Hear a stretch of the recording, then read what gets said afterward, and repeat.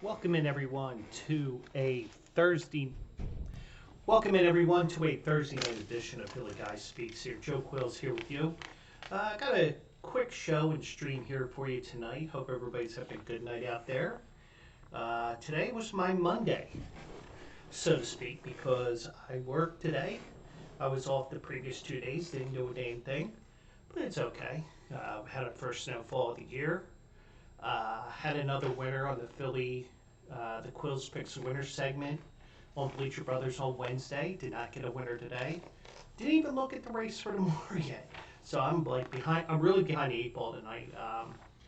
I was talking to my friends before the start of the show, and I was saying, it might not start on time, but we are here, and got a couple of interesting stories here. And one thing I will tell you is. Couple of things we're going to talk about here. We're going to talk about some coaching updates here.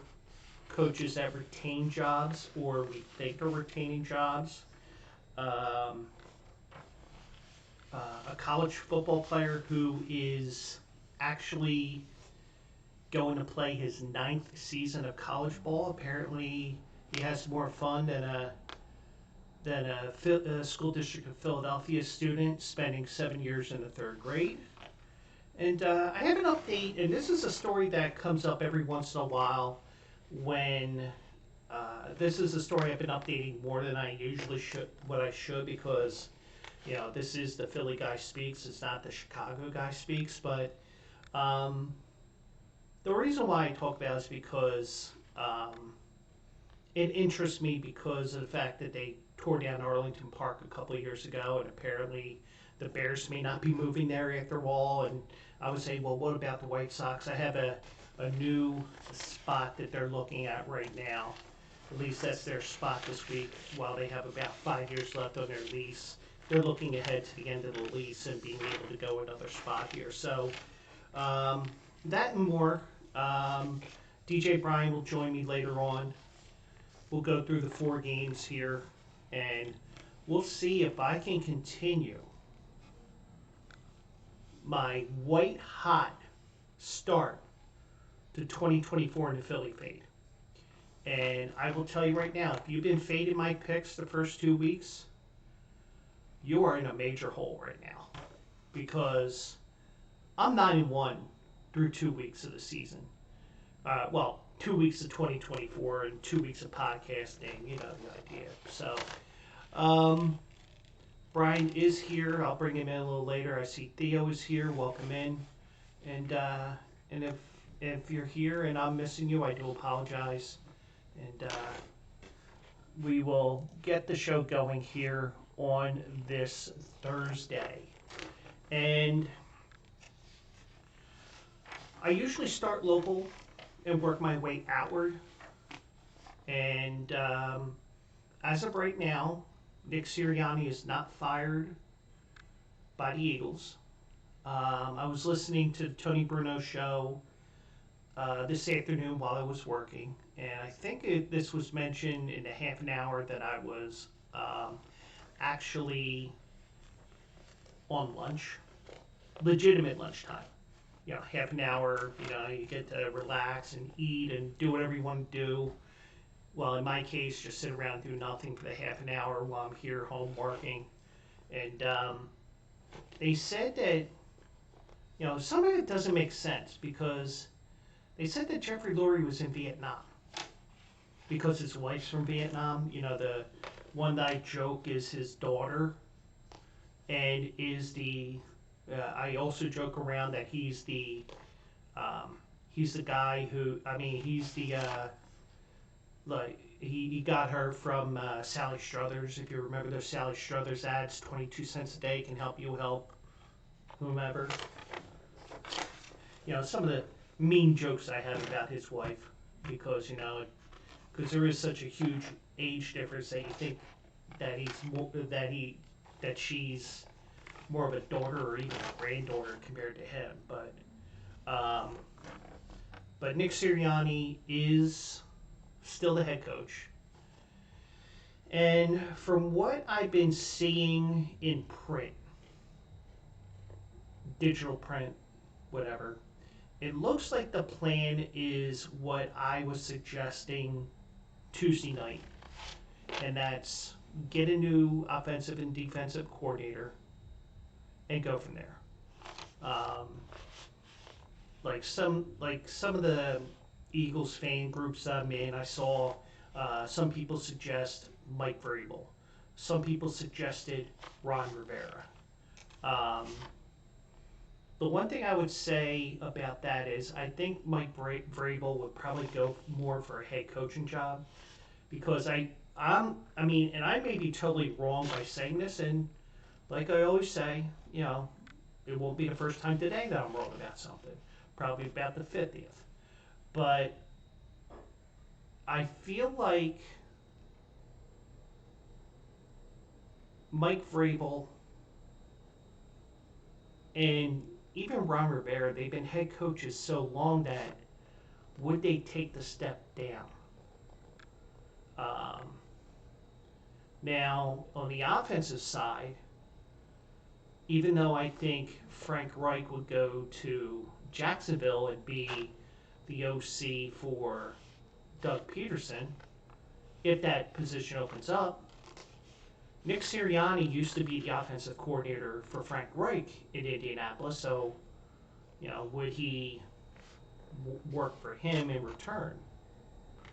But, there's things going on, and from what I understand, tomorrow Nick Sirianni is going to meet with Jeffrey Lurie, the owner of the Eagles. Whether that means that Sirianni gets fired, I doubt it. But nothing would surprise me because this was an epic collapse.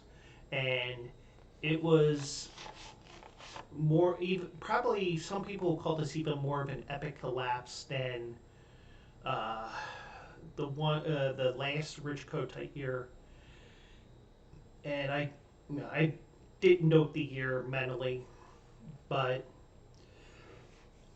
Eagles started out 7-2. Everybody had Super Bowl dreams, just like they did this year. But these Super Bowl dreams are getting back to the Super Bowl from being there last year, whereas the Rich Kotite team was about 10 to 15 years removed from Super Bowl 15. And actually, I think it was 94, I think. Because it was the year that the Niners won the Super Bowl, and I think it was Super Bowl 29. And that was 94, I believe. And the Eagles smoked the Niners 40-8 out there at Candlestick, and then the Eagles got to 7-2, and then they lost their last 7 games. Now, I think what you do is if you tell him you have to get new offensive and defensive coordinators, and he doesn't agree to it, that's probably why he'll be fired. And I think what they're going to do is you're going to have to get rid of the OC and the DC, the offensive coordinator and defensive coordinator, and bring somebody new in that can stabilize things and make sure that the offense doesn't look like it's a kindergarten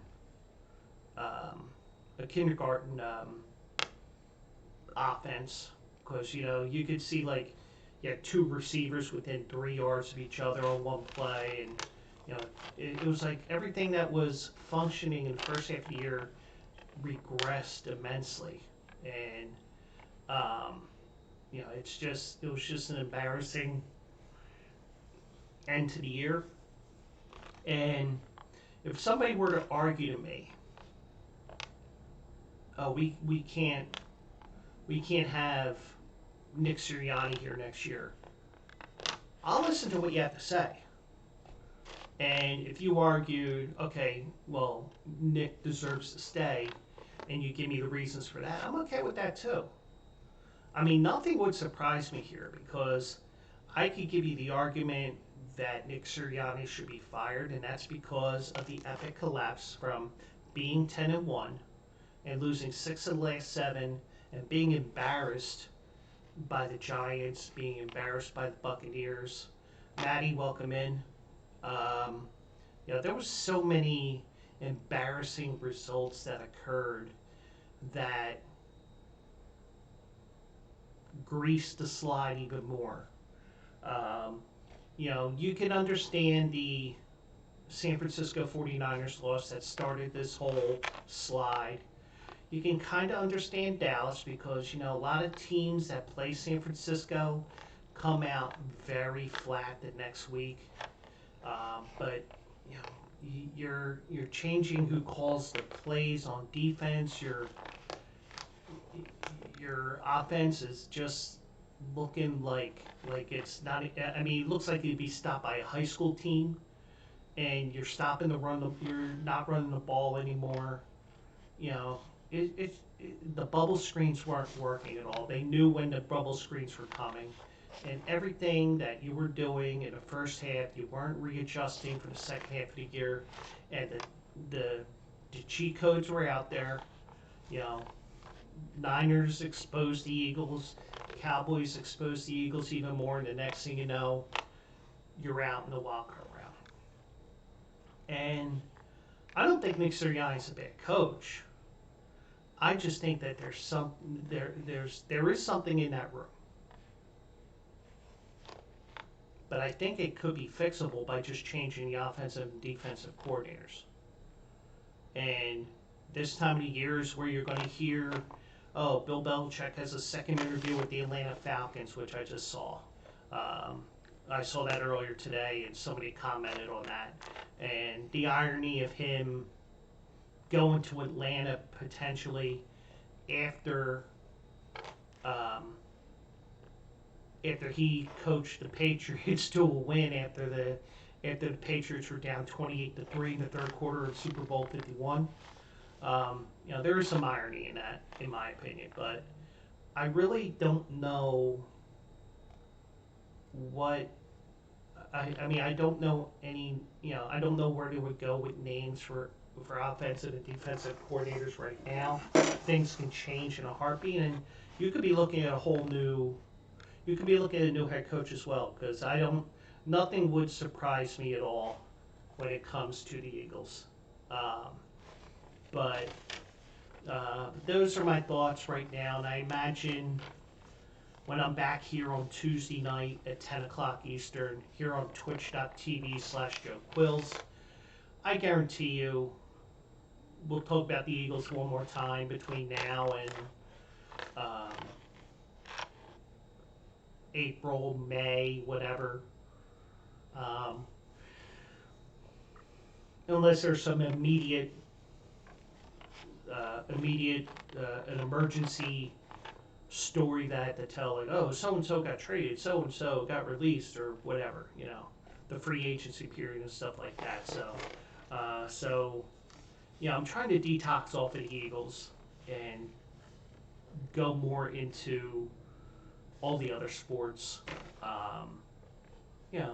And we'll see what happens, and hopefully, even in my case, it's not, because this type of thing is definitely something that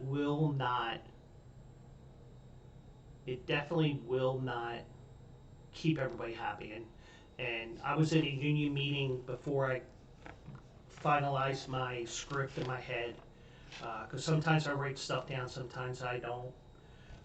The way I was with the union tonight,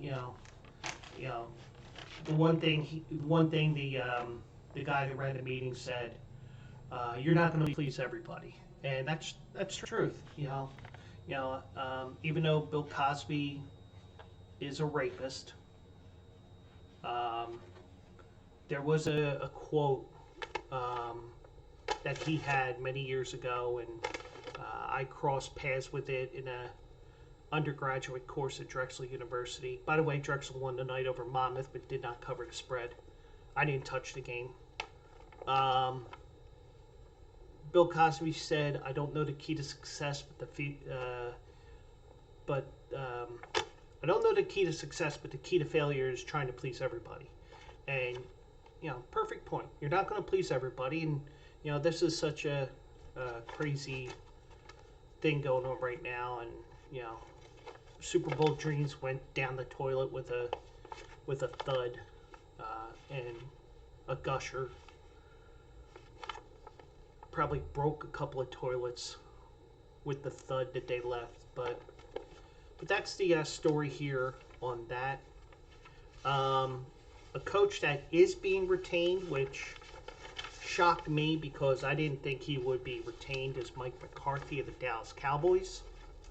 And he's coming back next year for his 5th year. I didn't realize it was 5 years already.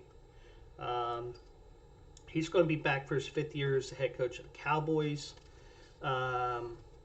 Owner, general manager, evil dictator, Jerry Jones said, well, first he met with McCarthy on Wednesday after all the exit interviews that they do.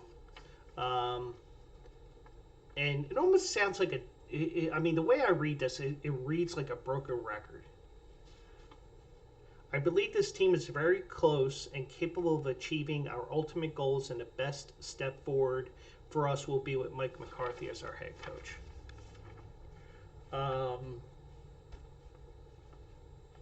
How many Super Bowls did he win in Green Bay? 1.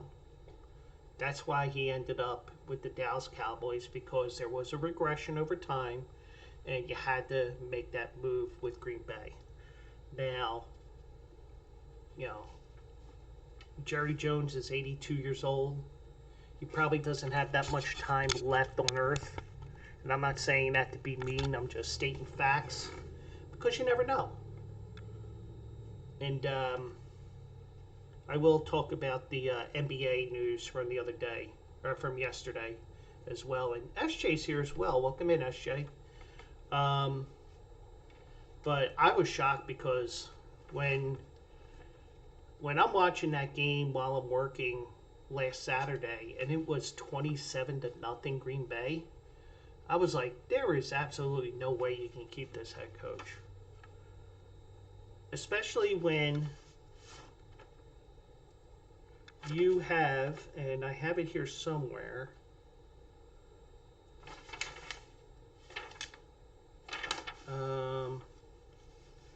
the Cowboys are the first team in the Super Bowl era to win 12 games in 3 straight seasons and not advance to at least a conference championship game. How? I mean, and you know, you got 2 losses to San Francisco, 1 in San Fran, one in Dallas. You did win a wild card game last year, but you know that was a Tampa Bay team that was the tallest little guy in the circus, and you know, I'm being politically correct here. You know, you really wonder, is Jerry too loyal to his coaches? You know, he sees, and maybe it's the Geritol and what other medications he's on. He has these delusions that his team is still going to win a Super Bowl. But it always seems like they always come short, and it appears that Dak Prescott is becoming another Tony Romo. Great in the regular season, always finds a way to lose in the postseason. Jerry Jones said in a statement released by the team yesterday that, I believe this team is very close and capable of achieving our ultimate goals, and the best step forward with us will be with Mike McCarthy as our head coach. No, because the way that the NFC East is for the last 19 years now, we have not seen a repeat winner in that division. The last team to do it was the Eagles, and I think that was 2000, 2001, 2002, 2003, or 1, 2, 3, and 4. And then after that 4-year run for the Eagles, it has changed hands every time. And, you know, you just can't, you know, the NFC East is what football should be in terms of different teams and turnover with the playoffs and everything like that. But you got a tough division. It's just right now it's a little bit heavy on top with the Cowboys and the Eagles having the most talent on the team, even though you can argue against that right now. In the division, yes. But the Giants had a down year. I'll chalk it up to that, SJ. And I think the Giants are going to be fine next year, potentially. It's just that you got to see where the free agency goes. You got to see where the draft goes, how the first few, the OTAs go, because, players are going to get hurt. Whether it's OTAs or actual training camp, it's not training camp unless somebody has a soft tissue injury or a knee injury or whatever. But you do have a lot of things that are going to happen between now and then, and I think the Giants are going to be fine next year. Whether they make the playoffs, that's another story. We need to see that once the schedule's out and once I digest the schedule and some of the news that has happened over the months leading to me pulling out the Excel file and going through the schedule and determining that what teams are going to go into playoffs and who will be in New Orleans for Super Bowl 59. But you really... In Washington, you don't know what to expect because they started the process for their new coach. I haven't heard anything in regards to who they're looking at to hire, but you do have a lot of moving parts with those two teams, and you might have a lot of moving parts with the Eagles and Dallas, and maybe we see another changing of the guard. Maybe the Eagles win the division again. Maybe the Giants sneak up. Maybe even Washington if they have the right coach. It's a matter of getting on the field. We'll find that out in September. But McCarthy's 42-25. He won NFC East titles in 21-23, but he's 1-3 in the playoffs, and I don't know what it is with Dallas, but I enjoy it when they lose. Probably just as much, if not more, than my team winning. I'm sure SJ is the same way as I am, seeing her team win and seeing the Dallas Cowboys lose. But, a lot of questions have to be answered for both of those teams. My team, Dallas Cowboys. I'm sure SJ could say about the Giants as well.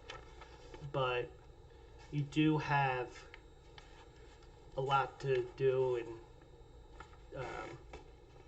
Dallas is retaining Mike Holmgren, which was a bit of a shock to everybody. Brian, welcome in. Do want to talk one basketball story here, and it's a sad one, and that is Dejan Milojević, and I got that that pronunciation off of ESPN today. I watched a story on it tonight, and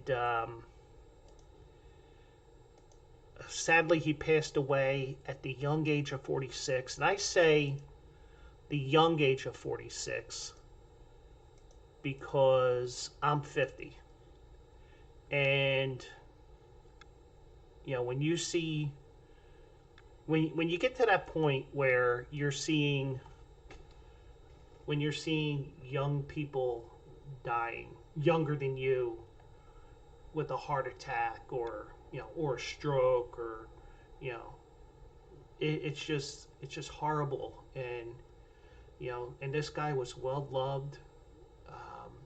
So many players had so many nice things to say about him. He was a pro player, mostly in Europe. I think he played his whole career in Europe. Came over to the United States as a coach in 2021, and I knew something was up when I woke up Wednesday morning, and I saw right away that early in the morning on Wednesday morning, well, it'd be earlier in Salt Lake City. Um, he, when the NBA cancels a game that early in the morning because of a medical emergency like that, you knew it wasn't good. And unfortunately, he did pass away. Um, they flew his family in. Rightfully, I guess it's a Warriors team that flew them in. Um, unfortunately, he did pass away at 46 years old, and young mind, guy way too young, gone. Um,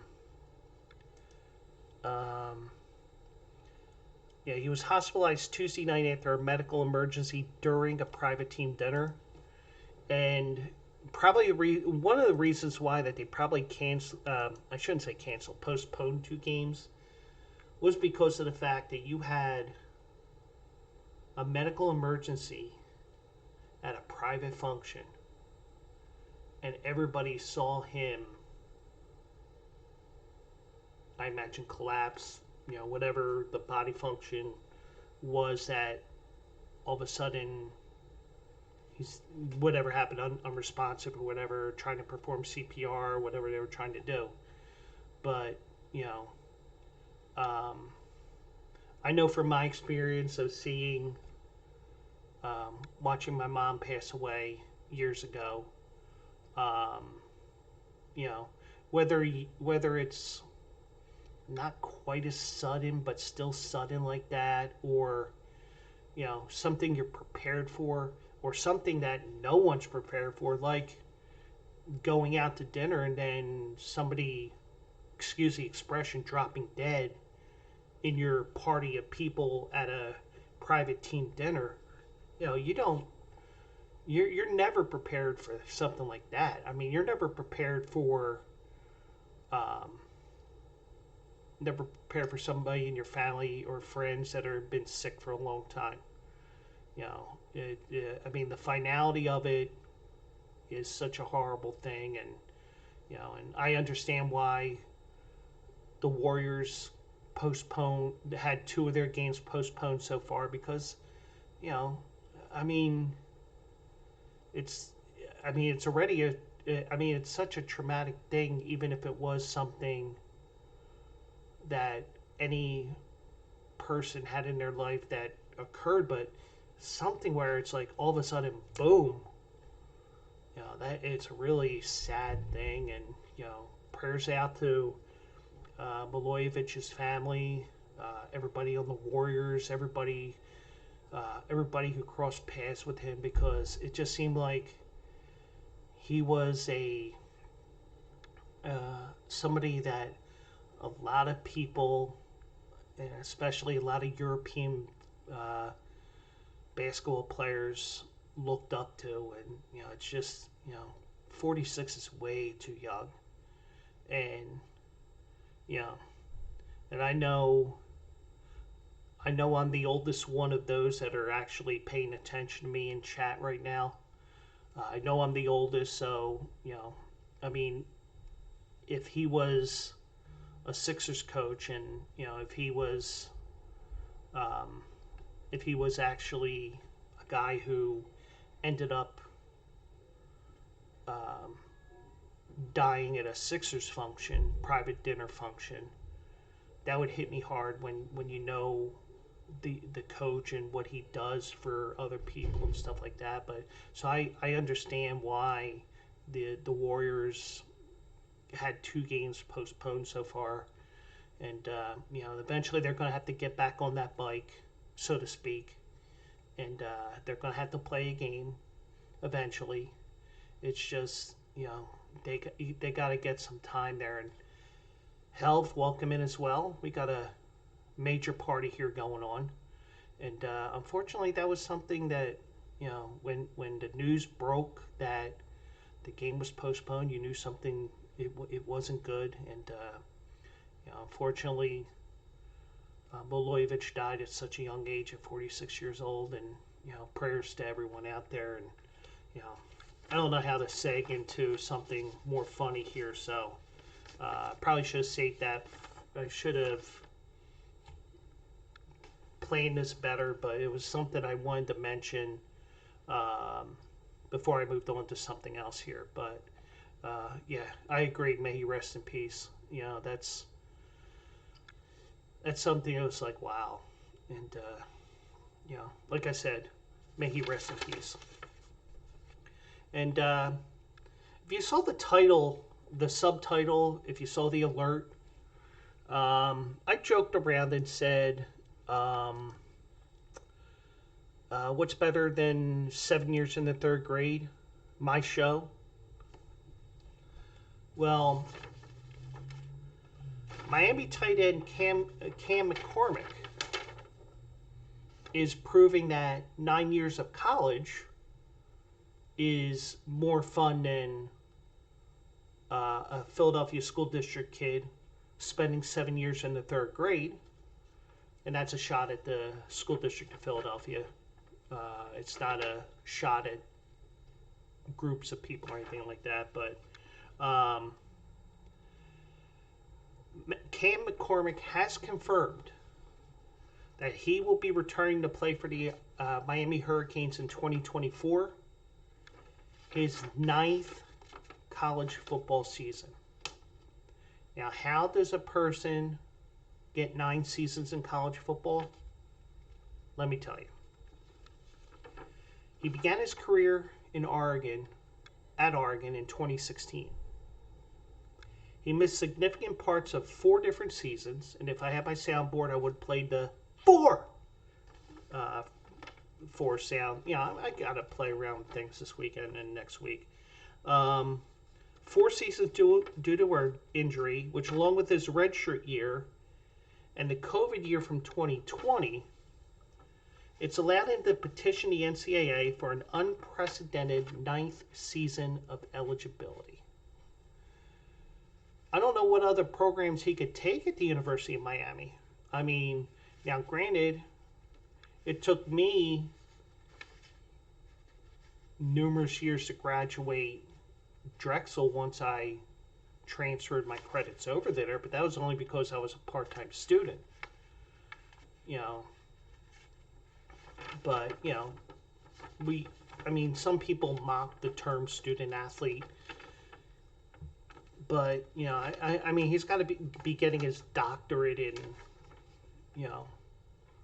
hurricane atmospheric pressure or something like that, but you get the idea. But he announced on Twitter, which everybody else calls X, which I refuse until I get reprimanded by somebody above me. And for the most part right now, Bleacher Brothers has not reprimanded me yet. So, I wouldn't say... And if I did get reprimanded by Bleacher Brothers or any corporate entity that this podcast is a part of in the future, I wouldn't say, oh, so-and-so reprimanded me, so I got to call it X. When that comes around, just like he said on X, I wouldn't even say by that time when somebody reprimands me for that, I wouldn't say X, formerly known as Twitter, because it's probably be so long that everybody will forget that it was called Twitter and the little bird and all that stuff. But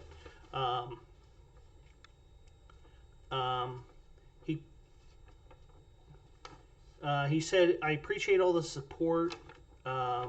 He called it his last ride.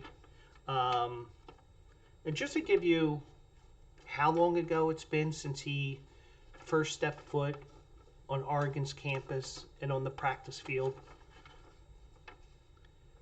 he was part of the 2016 signing class that included quarterback Justin Herbert, and the national class that included Nick Bosa, Ed Oliver, Rashawn Gary, and Jalen Hurts, all now established NFL veterans.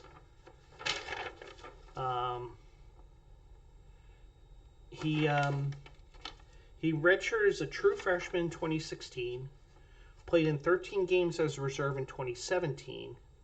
Then came all the injuries. A broken leg in 2018, followed by complications that cost him 19 and 20. A foot injury 2 weeks into the 2021 season. He was granted a 6-year of eligibility in 2019. Had another added in 2020 when the NCAA gave an extra year to all the FBS players. And 2022 was finally able to play a full season, earning Capital One's Orange Bowl, the Capital One Orange Bowl FWAA Courage Award for his perseverance. He was granted an 8th year for 2023 before transferring to Miami, where he was reunited with his coach Mario Cristobal. He caught 8 balls for 62 yards for the Hurricanes last season, but he had to resubmit his waiver to the ACC for his 9th year this offseason. So, McCormick acknowledged that critics have suggested he shouldn't still be playing, but he said he isn't going to be cut short by what people are saying and hopes the story is an inspiration for other players battling injuries. But yeah, that's a crazy story. When I saw it today, I was like, oh, let me see this. This is a fun little story. And but you know, it's a interesting thing there. So one last story, and you know, in this story, this one it's like, Joe, why are you talking about the Chicago White Sox?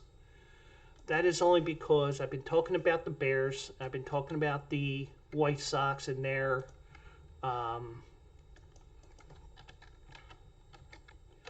the White Sox and the Bears and their stadium pursuit. And I'm trying to pull up the map here because I'm going to share that.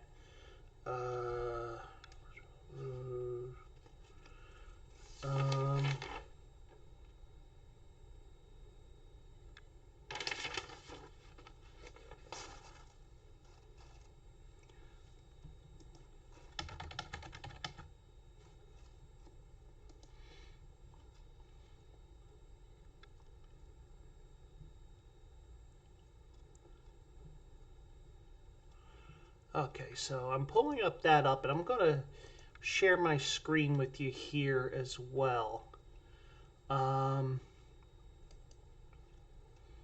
So let me go here, and let me see if I can do it. You got a black screen here for a second. Don't worry, I'm fixing that.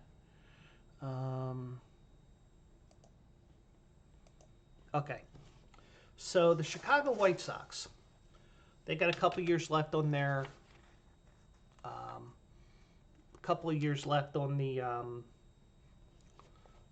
their lease with Guaranteed Rate Stadium. They want a new stadium. Not going to worry about the funding and everything like that right now. That's not a topic for here. But I am going to do one thing here. Let me...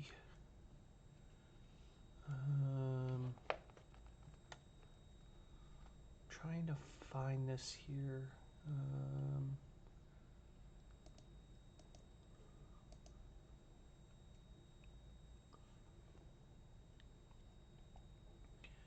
Because the stadium is all the way down here somewhere. You know, I'm not going to dig for that, but go back over here.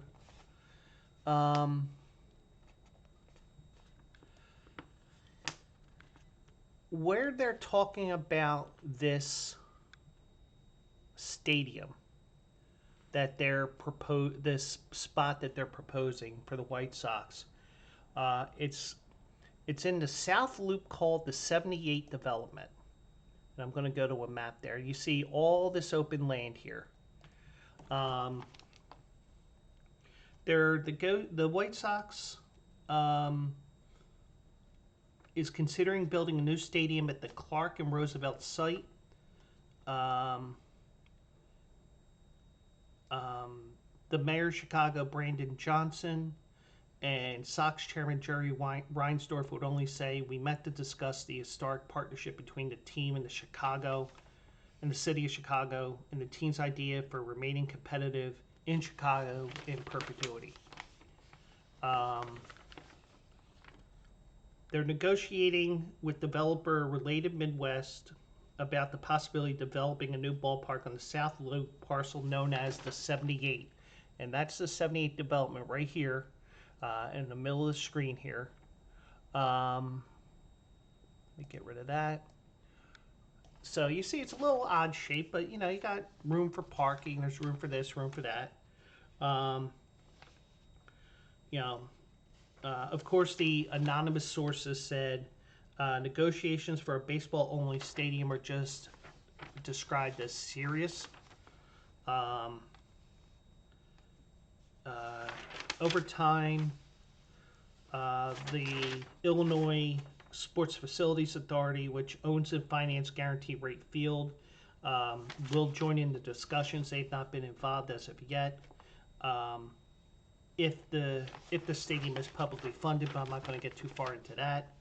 Now, this land, somehow, with all the development in the area, you got the train tracks to the left. Actually, that's a rail yard to the left for Amtrak. You got a couple of different ways of getting into the area there. If they built the stadium there, a couple of different rail lines. You do have that option available to them. It's a prime location that somehow was not developed over the years for decades.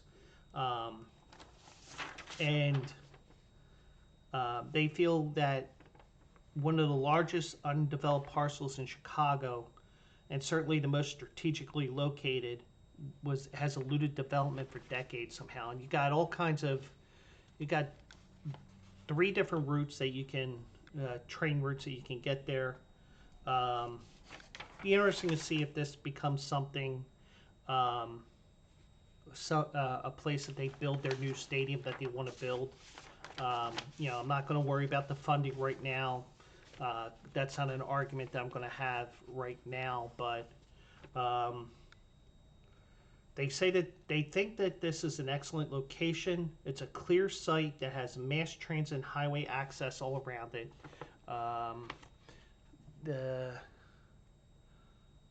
The highway is over here by Soldier Field, so if you're familiar with Chicago, you see Soldier Field here.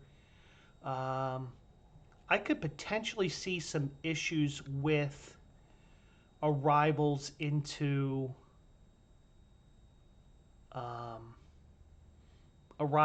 Midway Airport, because I've noticed the last couple of times I've flown Southwest, you pass right by Soldier Field there. You would go right by this parcel as well, but I think you're far enough south that it wouldn't be as problematic as when they were trying to build the SoFi Stadium near SoFi Stadium in LA, Englewood. But if you go to the west here, you do have the airport over here somewhere. I'm not going to look for it, but that's where they want to build the stadium this week. And be interesting to see, because you would get out of the south side, but you would still be in the South Loop area. So you would still kind of be considered a South Sider, I guess. I don't know, but they would be closer to the center, to the downtown area, which is called the Loop. And be interesting to see what happens with that. That was something that caught my eye last night when I was looking around on different sites. And, you got walking distance at different things. And, they think that they can have parking for 7,000 cars. And what will help with that small of an amount is, if it's only 7,000, as we will go back to my ugly mug, they think that the train the different trains that go to that area of Chicago will help with that small amount of parking for events at this stadium the stadium site that they're proposing. Whether it ends up there, we never know. But this is the first step to seeing if it's feasible, whether you can have a stadium there. Because when you put in a stadium, you got so many things you got to worry about. You got to worry about all the traffic. You got to worry about this. You got to worry about that. And and probably part of the reason why that the Bears are looking away from Arlington Park and the White Sox not even trying to tap that site is because of the fact that you do have, you have taxes involved and everything like that, but you also got the infrastructure around that area, and this is closer to the highway than what Arlington Park would be, but Arlington Park did have a train station literally steps from the doors when they had horse racing there. So, but it'd be a fun, interesting thing that they have there. So, so what I'm going to do is I'm going to give you my picks for the 4 NFL games, and then I'll bring Brian in, and he can tell me if I'm smoking dope, or whether you should fade my picks, or you agree with the picks, or if he gives me an alternate thing that he's going to try, that could be the case as well. So I'm going to bring my screen back up for that.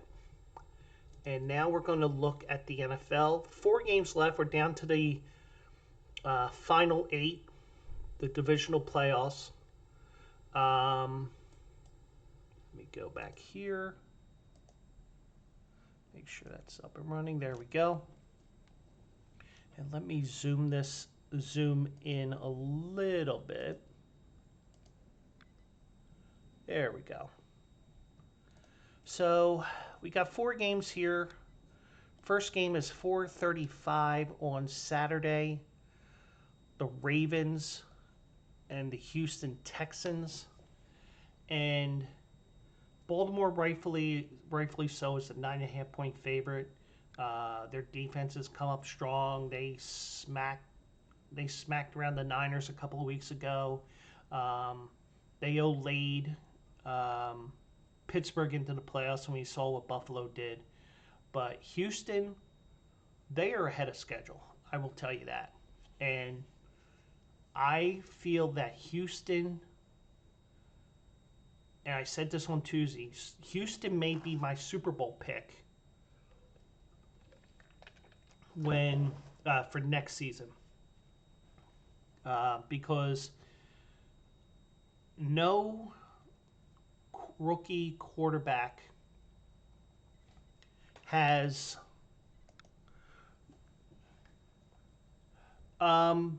Brian, we're going to do the same thing as last week. I'm going to give my picks, and then I'll bring you in, and we'll go from there, if that's okay. So you can see all 4 of my picks, and you can go back and forth with me afterwards. Now, I did see something today on Instagram, and I know I shared it. And if you follow me at Joe Quills, you probably would have seen it as well. I'm just pulling it up here.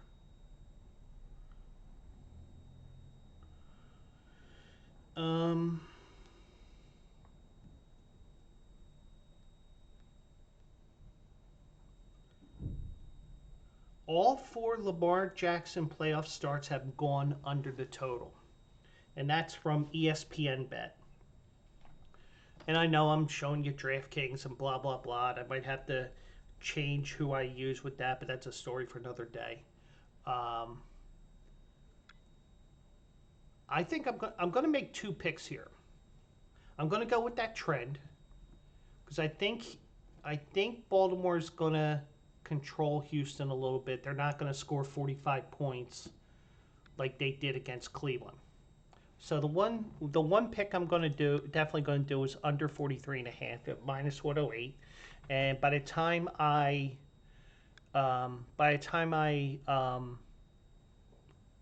give you the summary before I bring Brian in, um, we do have that's one of my picks here. Now, I'm getting the feeling that because CJ Stroud has already faced Baltimore, and I think that that's going to help him, and I do not think that Houston wins this game. I would not be surprised if this is a game that Houston ends up losing by 7, by 6. I wouldn't be surprised if Houston wins this outright, but like I did with Green Bay last weekend, except without the accusation that the referees are going to help Dallas out, which they didn't last week. I think this is going to be a close game, and I think Baltimore advances, but I think Houston's going to keep it close. I'm going to have have Houston there at plus 9.5 in this in this game here, the first game on Saturday, which is on NBC. Then we're going to go to the 8 o'clock game, Packers in San Francisco, and Green Bay shocked everybody. Not that they won, but how they won, because that game was definitely not what we expected in terms of a blowout. I mean, most of us enjoyed it, but I don't think that everybody. And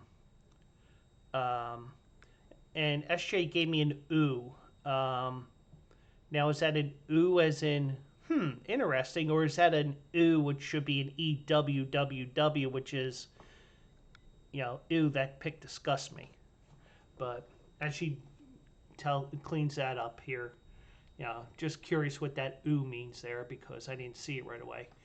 But I'll tell you what, when I look at this game, San Francisco, they got the bye. They probably, technically they got 2 weeks off because most of their starters didn't play against the Rams. But Green Bay, in a way, is uncharted waters because they're the first 17 to beat, first 17 to advance in the NFL playoffs. With this new format and including the 1982-83 season, where they had the work stoppage and they expanded the playoffs that year to 16 teams because of the fact that they only had a 9-game season. But the defense for Green Bay has stepped up. Now, when you look at the stats of the game, you're going to see that they gave up over 500 yards and all this other stuff. But you know what? Most of those yards were in garbage time, and they were playing a lot of soft defenses because they're just trying to get through the end of the game so that they can get to this game on Saturday night. So I'm not worried about that. I'm worried about how they're going to stop Brandon Ayuk, Deebo Samuel, CMC. Because San Francisco has the pieces, and the reason why that they have so many weapons is because they have Brock Purdy, and Brock Purdy is a rookie, a second-year quarterback. He is a second-year quarterback, right? Who was Mr. Irrelevant, so he's being paid as minimal as a draft pick would get, being a 7-round draft pick. So you can actually spread that money that will eventually come to him after another year or two when they redo his contract and sign him and extend him to a new contract. that money that will come to him eventually is going to CMC, uh, Debo Samuel, Ayuk, Nick Bosa, the guy that used to be the Eagle, whose name is escaping me. You can pay for these other parts that you can get away with spending a little bit more than you want to in most cases because you have a very small cap hit with Brock Purdy. And in a way, I'm glad that the Eagles got eliminated because they don't have to face Detroit. They don't have to face San Francisco. And I think that San Francisco will get a late touchdown that'll put this game over the top. And I'm going to take San Francisco minus 9.5. I think San Francisco is a team on a mission. And we had a little change in the Houston line there. But that's okay because I didn't summarize this and did not set it and forget it like the Rum Popeil Rotisserie Grill. But I'll go San Francisco minus 9.5 at minus 112. Personally, I'm the type of person where I'm going to play a line like this. In terms of the Philly fade, I'm not worried about the VIGs and stuff like that. I'm worried about picking winners for you guys, and I wouldn't go more than 10, obviously, because 10's a magic number. Brian will probably be toying around this line, and everybody can do whatever they want. I am the type of person where I'm just looking at the lines, and it's like, okay, do I want to play this? Do I want to pass on it? My pick is San Francisco here. Tampa Bay and Detroit. And Tampa Bay smashed the Eagles, ending my team's season. They go to Detroit, and there was a funny as hell video that I wish I downloaded and whatever. I think I had it on my Instagram. I told you to watch the whole video. And there was this female news person that asked a question to the Tampa Bay coach, and probably what happened was it's not a slight on women, so SJ, don't go there with me, because I'm not trying to do that. The way a lot of times that the media works, at least what I've seen in Philadelphia, they don't send the sports anchor to report from right outside the stadium. They send the news reporter that doesn't know jack about football, or at least you don't think knows jack about football, and they ask a question like this. And they asked the Tampa Bay head coach, whose name is escaping me.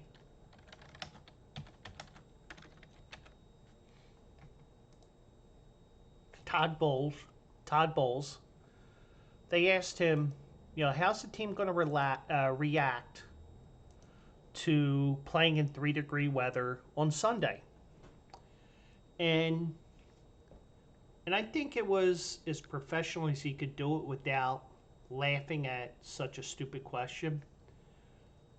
And he said, "You realize we're playing indoors." So, but I understand it, and I'm not slighting because the reporter was a female or anything like that. I just think that what it sounds like for me was probably they sent a reporter which probably has no idea what football is,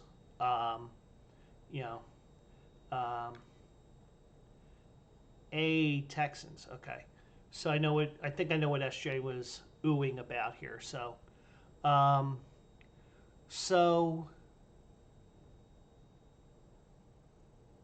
the question here is, do you think the Detroit Lions,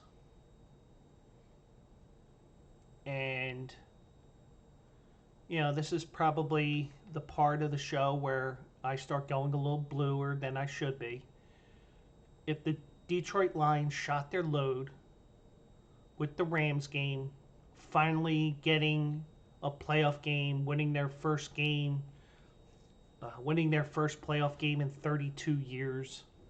A lot of things going on here, and the variable with Baker Mayfield, where I've been saying it for the last couple of weeks, and somebody said it, and I've run with it. One day Baker Mayfield looks like an MVP candidate, and the next day he looks like the right-handed Tim Tebow, and it's an interesting game. Tampa Bay didn't have to do much against the Eagles because the Eagles were in free fall. But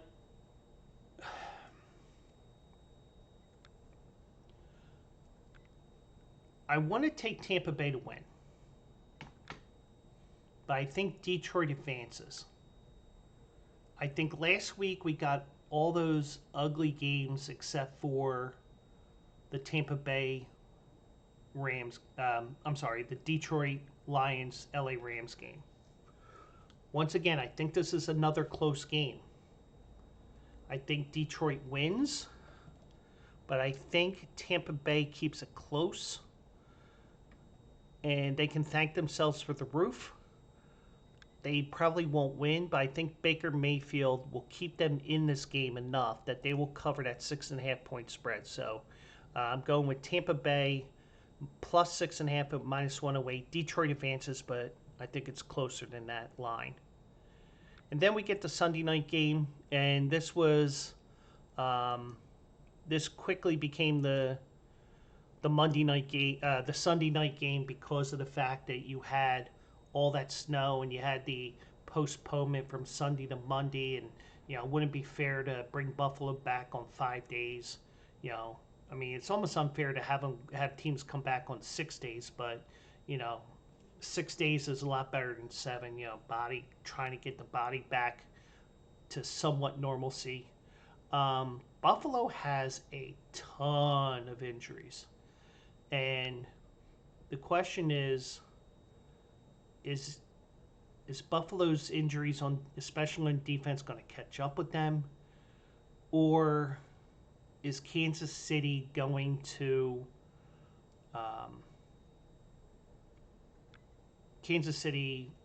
be able to do some sort of offense? And and if I were going to, I'd probably take the under here, but I'm not going to make that one of my picks here.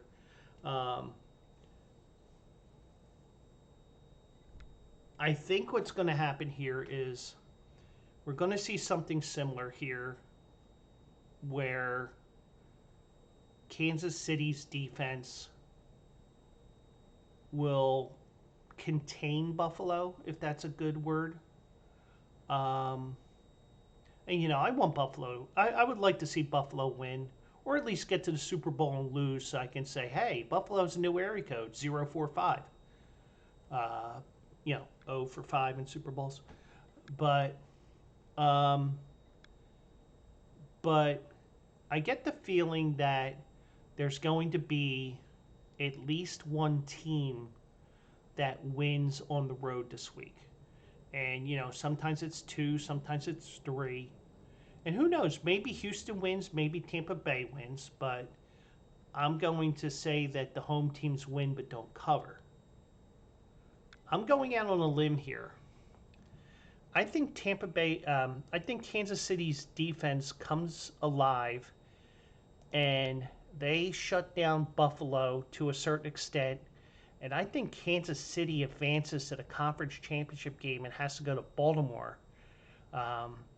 And I'm going to say Kansas City money line plus 124 here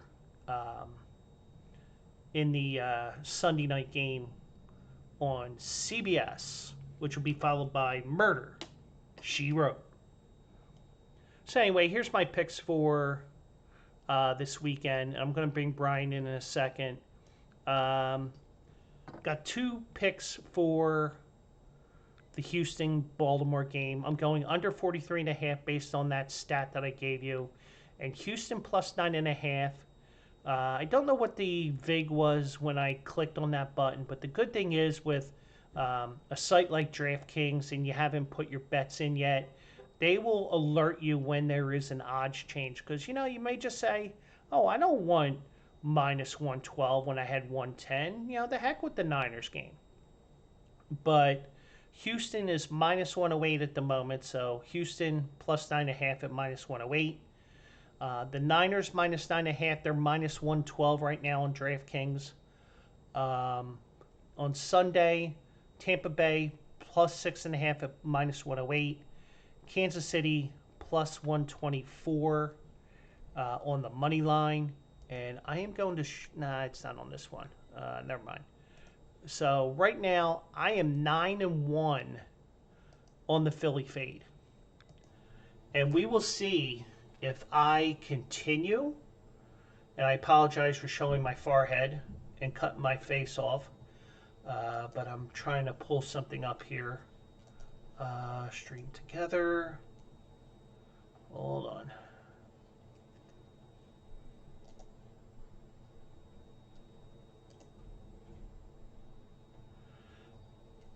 Okay, Brian, so you can come in here now. And this is something that we will do from time to time while I'm on here. So we can, if you want to join in and have some fun here with me.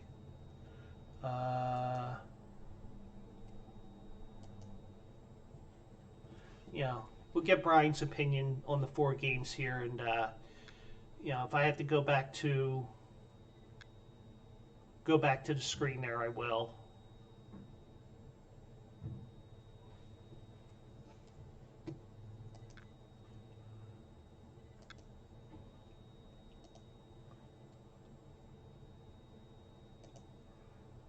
I sent Brian the invite.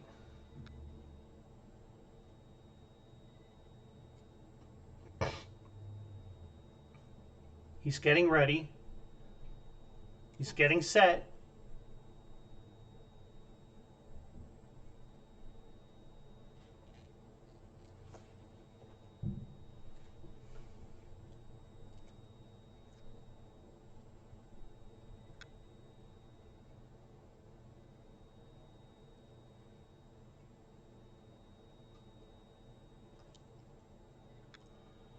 So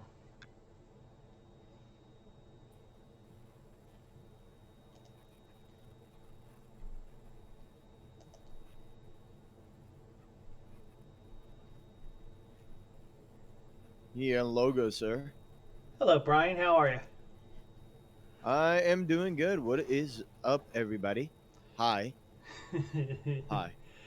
You can't uh, see me, but I have my webcam turned off and I'm waving. that's perfectly fine. You can be shy, or you can join me with the VR device on your, well,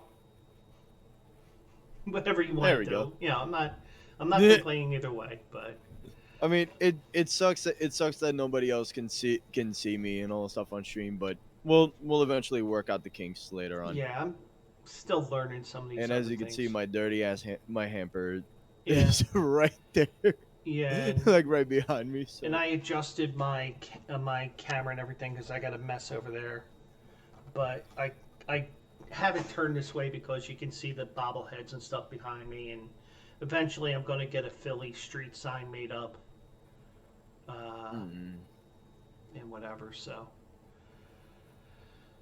all right. Oh man. So, what do you think about the games this weekend? All right. So the games this weekend is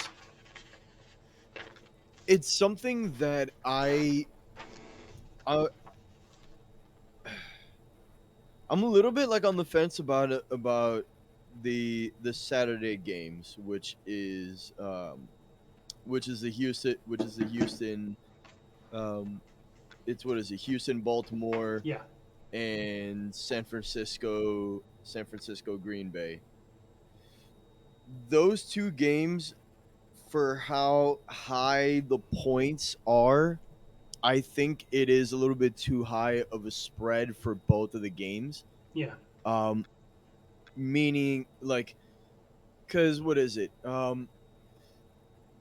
We don't know what kind of teams we're going to be getting from both Baltimore and San Francisco when they come back in. I Yeah. mean, you know, granted they did have the first round bye, um, which is understandable, right? But at the same time, are we going to see like a fully healthy, San Francisco Mhm. team beat the piss out of Green Bay? Are we also going to see Baltimore as well? Have players that are going to be healthy and they're going to dominate against Houston. I mean, it's those like kind of things that you have to like take into consideration. I mean, now when you look at the matchup itself, you look at their opponents, Houston against Cleveland. You know, that game in itself was a surprise to people because it was, we didn't expect, Houston to be, we expected them to be the underdogs against Cleveland. I mean, it was obvious, but we didn't expect Houston to play that well against Cleveland, who who the entire game was just crumbling like left and right. Their offense was terrible. The defense was just nowhere to be found. I mean, the same could be said with it, with Green Bay, winning against Dallas. I mean, I I swear to you, it's just we're living in an alternate world right now where it's just we're seeing the underdogs right now, fe- you know, like looking as if like they're the favorites, but yet, I mean, now this is also going back to these games, right? The two Saturday games, which are both of them are 9.5. If it was me, I'm taking both Houston and Green Bay plus 9.5, because only because of, like I was saying, both of these games, we saw both of these games, like, and how both of these teams like played. It's it's it's surprising on how well Green Bay and Houston have been doing, for the past few games and all that stuff. It's I think they both of these teams can definitely get to they'll definitely have the game get closer and all stuff to each other, and they will definitely, and like Green Bay and Houston will definitely put up a fight for sure. Yeah. Uh, Now the Tampa Bay and the Lions game is that's another game that is very interesting as well, because we both saw how both of these teams played against their respected opponents. I mean, you know, it was it was a hell of it was a very barn burner of a game for Detroit to win against the Rams. That was a barn burner of a game. I mean, from left like from beginning to end, it was just so good of a game to watch Yeah. that it was just like, you could feel the intensity there, right? Now, when you look at Tampa Bay, I mean, you, I mean, and you even called it last week, Joe. You called it last week. Hmm. Tampa Bay was gonna win against Philly. We didn't expect we didn't expect it to be such a blowout. We didn't expect it to be a blowout, No. and it was just like, what the hell happened? With Philly, they were crumbling. I mean, I, I mean, that's going to be another game that I think what is it, Baker Mayfield with over 300 plus passing yards for for the game against Philly, and I think he had finished with what, two or three touchdowns for the game. He did have two. I'll look it up while you're talking. Yeah, I mean that's gonna be another game that I think will also be a close game as well. Simply because Tampa Bay's defense, they've been improving game after game after game after game. Mm-hmm. I mean, if I were to put in like a teaser for this game, Mm-hmm. I would say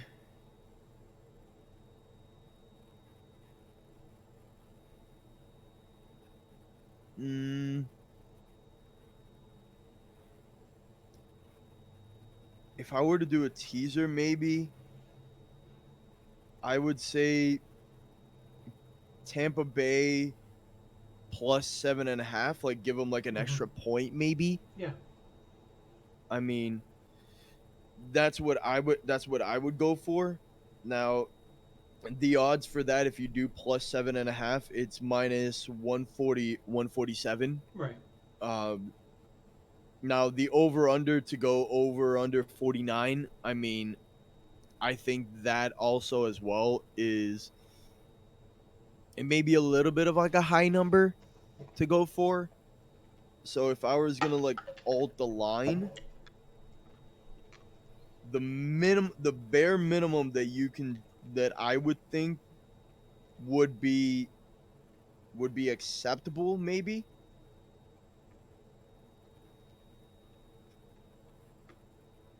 would probably be either, yeah, I said 49 and a half. That was, the original line was 49 and a half. So I would probably I'd probably do it at like maybe 45 or 45 and a half. Mm-hmm. Now, is this game going to be a high scoring game? Possibly. Yeah. Who knows? I mean, the last game for Detroit and all stuff, I think that game finished with I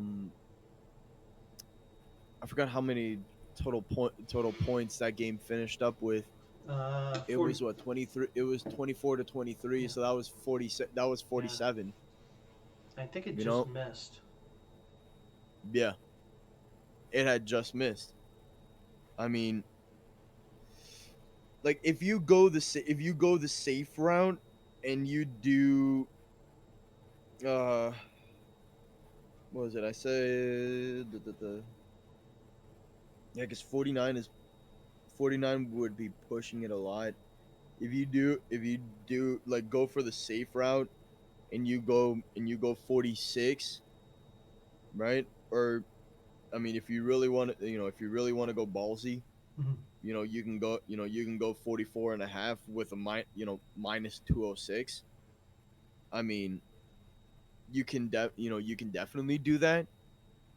I mean, that's what I would think about doing. Um, then that would be something that you know I could see myself doing. But I mean, yeah. Now the Chiefs and the Bills game, I think that's gonna be a game that I think a lot of people are gonna have eyes on. I mean, now granted, when like Bills and the Chiefs right now, I mean, they're quote unquote mini rivalry, Yeah. right? Quote unquote. They're 3-3. They're 3-3. I mean, it's for for Kansas City to have such a good defense against Miami, against the Dolphins on Saturday night's game. Or no, was it Sunday? It was Sunday's game. Wait, was it Saturday night's game or Sunday night's game? I don't remember. Which game was that? The Kansas City and Miami game. That was Saturday. That was the Saturday night game that was on Peacock.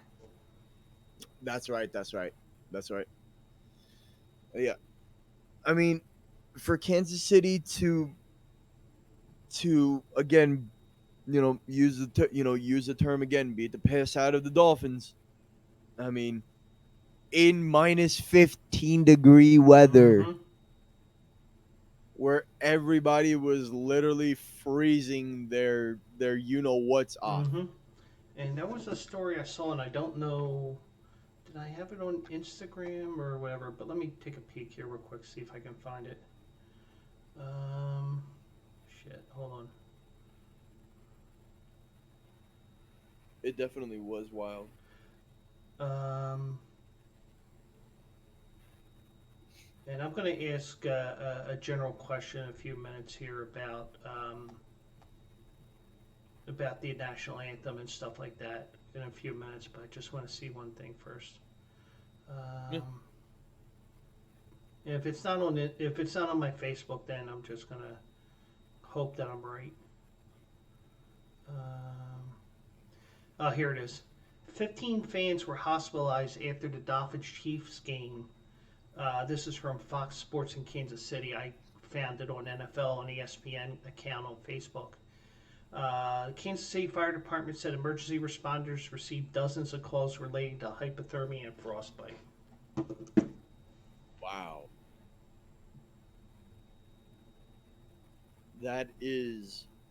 That's nuts. Yeah. That is absolutely nuts. And,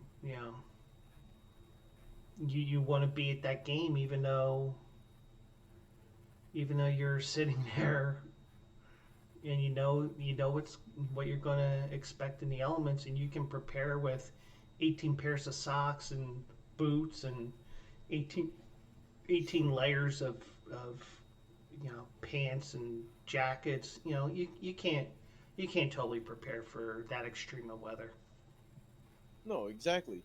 I mean, it's unrealistic, like, or it's impossible to even like fathom like that kind of you know that kind of like feeling. Like, I've never been in that kind of weather, and I don't even know how I would even be, or how I would even feel like in that weather. I mean, shit, I'm from Florida, okay? We're Mm-hmm. not used to that weather. We're Mm-hmm. not used to weather being like 20 degrees or 19 or like 10 degrees and all stuff. Yeah. And I SJ mean, says, Margie, uh, why have the game in that weather? A majority of the world doesn't live in that. Um, I think the one thing is when you look at it, um, it's. I mean, things have changed over the years and stuff like that, but um, fans could get to the game, and like SJ said, it's all about dollars. Um, but it's a situation where you advise the fans don't come out because it's so cold. They're not going to listen. They're still going to show up, especially a playoff game. I mean, even if you did buy a ticket for the game, right? And you were advised the about the weather conditions that was going to be happening. I mean, I I wouldn't even know how I would Yeah, feel, honestly. I mean, would I still want to go? Would I still want to support my team by watching the game? Yeah, yeah, I would rather watch the game at home yeah. and not freeze my ass off in the freaking Mm-hmm. Me stadium. too. I mean, like, it's I just I that's just me. Yeah, I would literally want to watch it at home, and if I have Peacock, then I'll just watch it on Peacock. yeah, I mean, it's not it's not that much to like for a subscription for Peacock. It's not that yeah. much. And I I understand mean, everybody saying, well, if this game's going to go on Peacock, then they're going to put other games on Amazon. They're going to put them on ESPN Plus exclusively. They're going to put it on Fox Sports app exclusively. I can understand that, but you, the thing is, everybody's cutting the cord with Yeah. cable, and I understand both sides of it, but it's all about, like SJ said, dollar signs. Yeah. I mean, and to that point, right, about like dollar signs, I mean, you know, despite, like if you were to put like weather conditions aside, Mm-hmm. right? And you were to look at that matchup there in itself, it was like what is it? The just the matchup in itself, you could think to yourself, you know, Kansas, Dolphins have been playing well. Kansas City are playing very well as well. I mean, both that matchup in itself is a very good matchup, right? Yeah. But the other thing is that you have to look into like that little finer things in there. You got to look into like the injury reports and all that stuff of what players have been injured like going into the game and all that stuff. You got to look into all of that different things, and you just got to like have a mentality there of like, all right, you know, this team has a lot of injuries going on. I don't think this team will do well against their Mm-hmm. opponent. And then and then it's like, when you go, then it's like when you actually like watch the game itself, everything happened for a reason. You know, the Dolphins came out with players that were injured from hell. I mean, Tyreek Hill, granted, didn't play his all-time best game. Mm-hmm. You know, I mean, Pacheco for Kansas City played exceptional. Mm-hmm. He played very well. I mean, he was running with the ball like a rabid dog. Mm-hmm. You know, and he probably had, he had the game of his life. Yeah. And then it's like, when you look at when you look at the other players like Travis Kelsey. I mean, he had he had receptions for a good amount of yards, but it was just like it was just close for him to get touchdown, for him to get a touchdown or two, Yeah. because everybody was expecting like, oh, we want to see, we want to see Travis Kelsey have a touchdown. We expect, we come in with like all these different expectations. Mm-hmm. None of those expectations were met.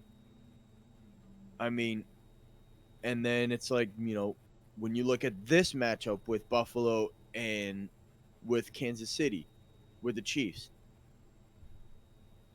number one, I think will probably be the most like highest viewed game of the entire weekend. Number one, Definitely will be. just matchup in itself. Number two, both Patrick Mahomes and Josh Josh Allen. Allen are gonna be going in like guns blazing. Yeah. Um, and number three, um, I I want and this was actually a one and like that, and I brought up like the injuries and all that stuff.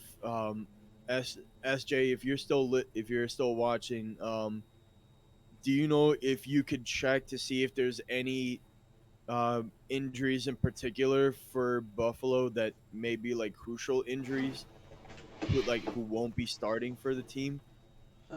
She's gonna look that up. I'm gonna look as well. See if I can beat her to Yeah. it. She'll probably go with her sites that she used. I'm just doing a quick look on the ESPN site, even though, let me see.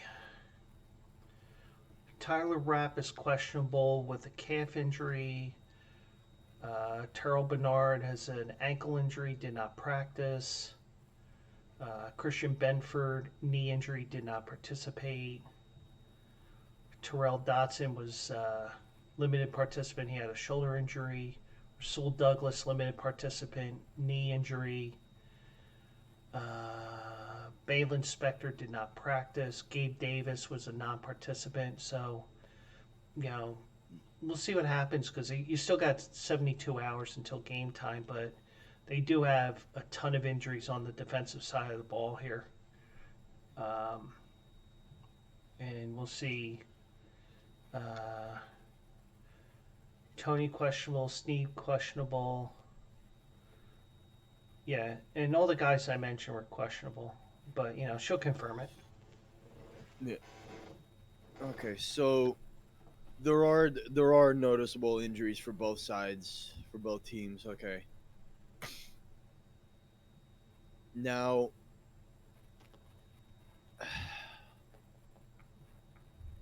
yeah. And actually, with Kadarius Toney, if he's deactivated, that may actually help Kansas City because we know SJ knows it, and you know it from his Giants days that he was the Eagles' version of Nelson Aguilar, where he just could not catch a pass. Yeah. Yeah. And I might have to, if I can find the video after the show, I might have to share that, the story of there was a fire and the guy goes, the person caught the baby, unlike Aguilar, something like that. But, just give a little preview of that if I can find it. Oh, yeah. SJ has seen that video, so she knows exactly what I'm talking about. Oh man. She knows more Philly than she wants to let on about. My lord. She might as well just move down here. It's not that bad. You just got to deal with me. Stop. No, not only does she have to deal with you, but she's got to deal with every other diehard like Eagles and Phillies fans over there as well. Well, yeah, she'll have to deal with the Phillies fans, but you know what? It's not like the Yankees and the Phillies are feuding teams. They're not arch rivals like the Yankees and the Red Sox and the Phillies and the Mets. Wait. Should I clip this? She said she loved me, but she can't deal with the Phillies fans?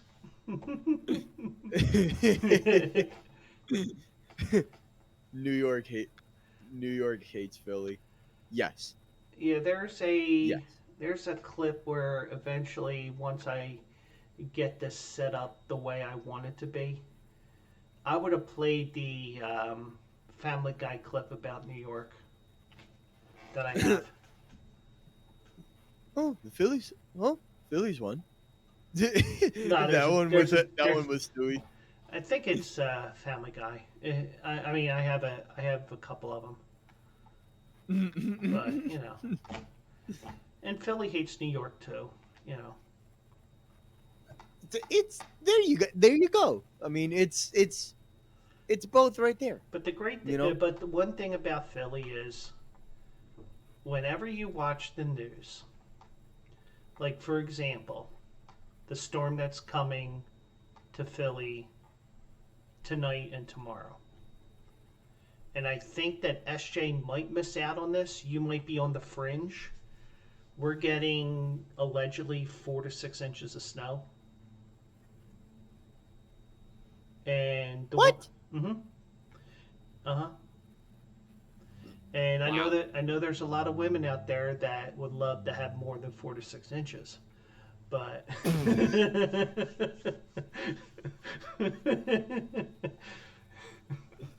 but I think This is a family-friendly show, well, Joe. this is the blue portion of the show,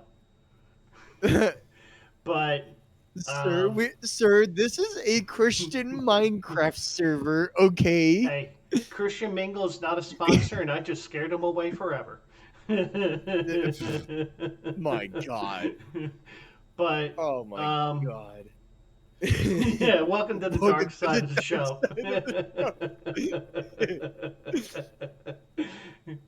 But yeah, I mean, Oh my. we're supposed to get 4 to 6 inches of snow allegedly, and I say allegedly because the whole John Belarus thing, it ran him out of town. He said 34 and a half? What the hell? 34 and a half is the suggestion I have for SJ's podcast, because what do short people call 69ing? 34 and a half. Oh my God. Oh my God. But Stop.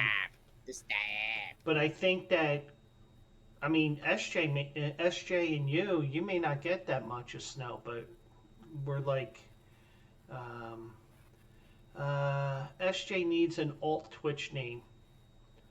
Yeah, I would suggest a couple of names, but she won't want me suggesting because I think that she wants to stalk me and give me a hard time and stuff like that. Just to Small Bean 69. There you go. But Small Bean 69. There you Yeah. go, SJ. Clip it and ship it. Yeah. But Oh my Lord. I don't even know what we were talking about. I think we went on. I think we went on his. I know what it was. John Belarus. He predicted in the year 2000. He said, "This is going to be the storm of the century. We're going to get 30+ inches of snow and stuff like that." Take it for whatever it's worth. There were areas that got 30, 36 inches of snow. It was just that it ended up going up towards upstate New York, like the capital region, New York State, like the Albany, Saratoga, those type of areas. And Philly got nothing, while he's predicting the storm of the century. The other networks in Philly were saying, we're not getting jack from this snow. But no, yeah. But oh my God. But SJ is now making her Small Bean 69 account. Hopefully. I will die of laughter if it actually, like, if that account actually does come in here. It's taken. Damn it! No. Yeah, this is now going to turn into what? No, wait. What if you did Small Bean 6969 or 6996? Small Bean 420 How about that? 42069. Will that work? Question mark? Very Small Bean 69. The thing that where we've, I mean, when I go when these shows go off the rail, they go off the rails and then some. And now you are listening to WFAN. Oh no, but no. No, what's it? No, what's that radio station? No, wait, WFAN. What the fuck is that? That's the sports channel. It's a radio station. WFAN is the sports channel up there. The sports radio. That's a New York sports station. Holy shit. Wow. Why did I think of WFAN in the first place? Where the fuck? I don't know. Why the fuck not? You were turning it into an NPR station with that ASMR voice. You're listening to the Philly Guy Podcast. It's a Philly guy talking about sports and then goes off the rails. Yep. What the fuck? There you go. That's the first F bomb of the podcast. Boom! Mark it. Damn it. We had two F bombs. We had two F bombs last week. Jesus. Yeah, this week we're talking about God knows what. We're so far off the rails I can't remember. I think I'm in concussion protocol. I think we were talking about the Chiefs and the Bills game and all stuff, and then it just went into a whole other thing. Yeah, we were talking about the injuries. And so we looked up the injuries and all stuff. All right, so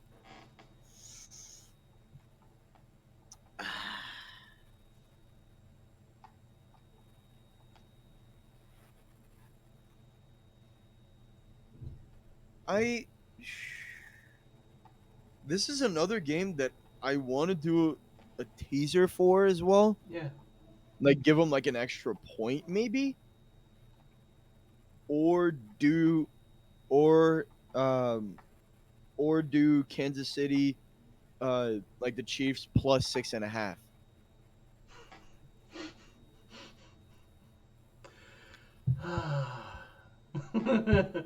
And for those that are listening to this train wreck tonight, after the fact,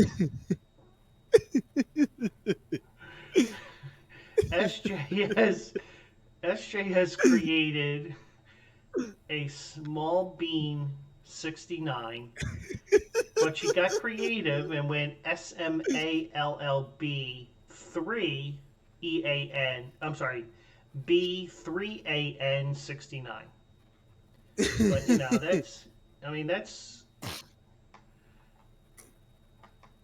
yeah. So small Your bean. nickname is Small Bean. So very small bean there is showing why you need to come to twitch.tv/Joe Quills, because as you can tell, we have gone way off the rails. I mean, we've crashed into the train 3 tracks over. That's how far away we are from the actual track. I mean, it's and just so everybody knows, this will most likely happen every Thursday. I don't know anymore. If it does happen every Thursday where we end up going off the rails, then shit happens. You know? And if I do an extra show and I bring my buddy Mike in and I have the setup behind me on that table that's a complete war zone, we go off the rails all the time. I mean, our conversations, it's like, what the hell are you talking about? But, we just start joking around, and the next thing you know, you have to go back into the bedroom because, you pissed your pants a couple of times. My lord. From laughing and stuff like that. But, and now Small Bean... You're gonna, be wheezing and all stuff from, we're dying of laughter so hard that you're just, wheezing and all stuff. And Small Bean there is playing around with all the colors. I think she may be playing with every single color to see what color looks best on her. But seriously though, SJ, she will notice on her streams when she returns that you've changed your name to the different colors on Twitch, because you can change the color and the appearance of your name. And for example, my Joe Quills right now is a midnight greenish type color. Health 28 is red. Small Bean went from blue, which is the default color, to a orange or brownish type color, to red. And don't argue with me, SJ. You can call that second color whatever you want to call it. I'll just agree with you that you made it a certain color before going red on me. And Brian is also red, I believe. Yes. Yeah, he is. Okay, Yes. but Added a bio. and she's Oh my gone god. green. Now I need to see. Now I need to see this. Oh my god. I need Um, to see this right now. What bio you have? Hi, I like beans.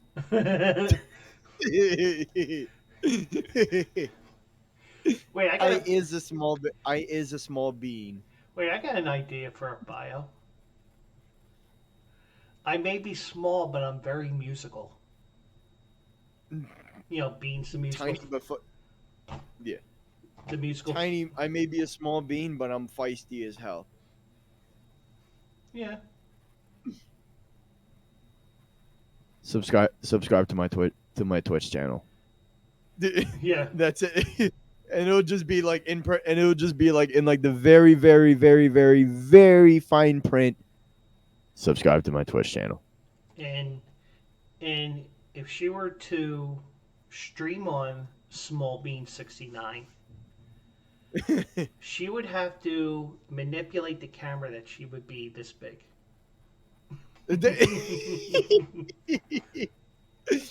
And Just make her look extra tiny. Just make yourself look yeah, extra tiny. There and you go. and her opening song would be um, the Lollipop Guild song from The Wizard of Oz. Oh my god. All right, you can't. I mean, we wouldn't be able to use it because of like copyright infringement and all that stuff. But you know, you get the idea. Oh god, she added a picture. I need to see this.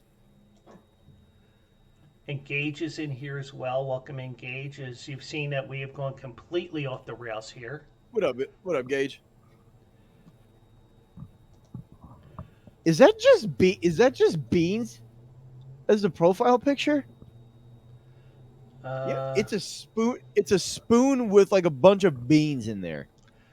And as you can Yep, see, it is a spoon with a bunch of beans. And My god. I am going to hit this here because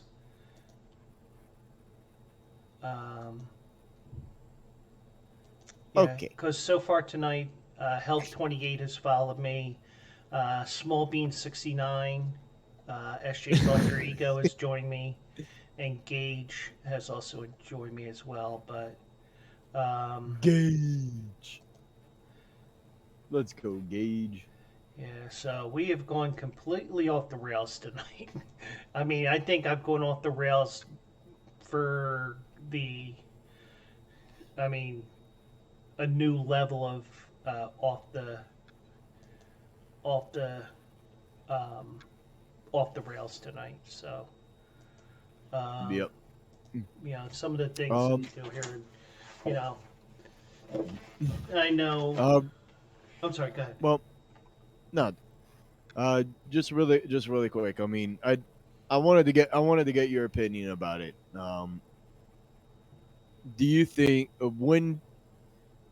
Because I don't know if you listen to like New Heights, to like the New Heights podcast and all that stuff, but like you know, and like Jason Kelsey had like talked about like the rumors and all that stuff about him retiring. You know, like, do you think like?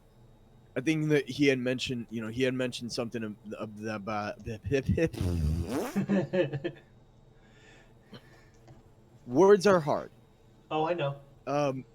Yeah, he mentioned something that it was that he was trying to wait for like the right timing and all that stuff to do it. I mean it's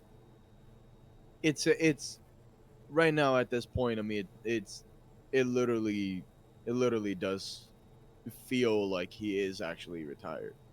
Yeah. I mean, And he did the good mean, guy thing within the last day or two as well. Going on a bit of a tangent, but I'll get back to it. Um, he has his favorite McDonald's, and his favorite person at that favorite McDonald's got a signed Jason Kelsey jersey from him when she was working the drive-through yesterday or Tuesday or whenever it was. But it was after the Eagles. It was after the Eagles game, after the Eagles lost on Monday night. So it was either yesterday or Tuesday that they mentioned it. Yeah, he's an all around good dude, and I think I never saw the article from the local station here in Philadelphia that they were talking about his influence on his neighborhood in Delaware County. But going back to your point here.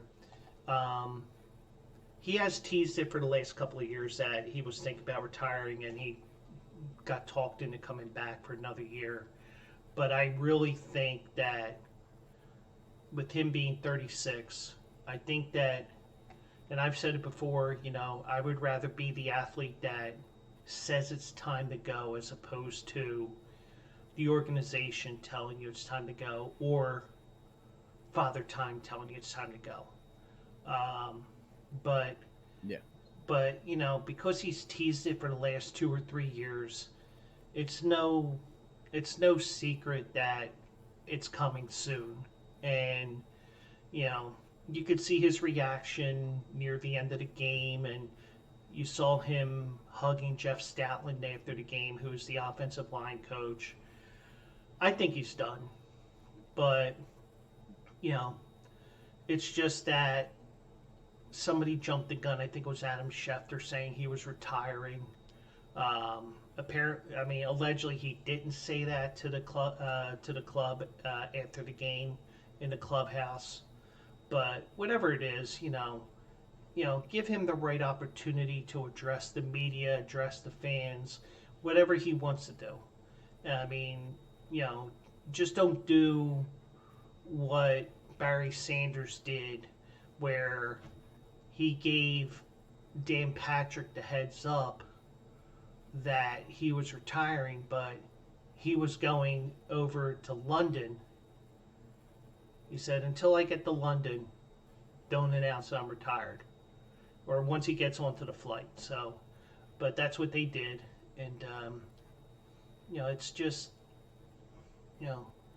let him, I think being the legend that he is, he deserves to retire the way that he wants to retire, not some Adam Schefter or any other insider who broke the story on Tuesday, which I think was Adam Schefter. But that was early Tuesday morning, and I was, I saw it, fell back asleep, saw it again, fell back to sleep, didn't roll out of bed till like 11:30 on my day off. But and SJ says, I'm so close to affiliate, 15 more followers, you responded.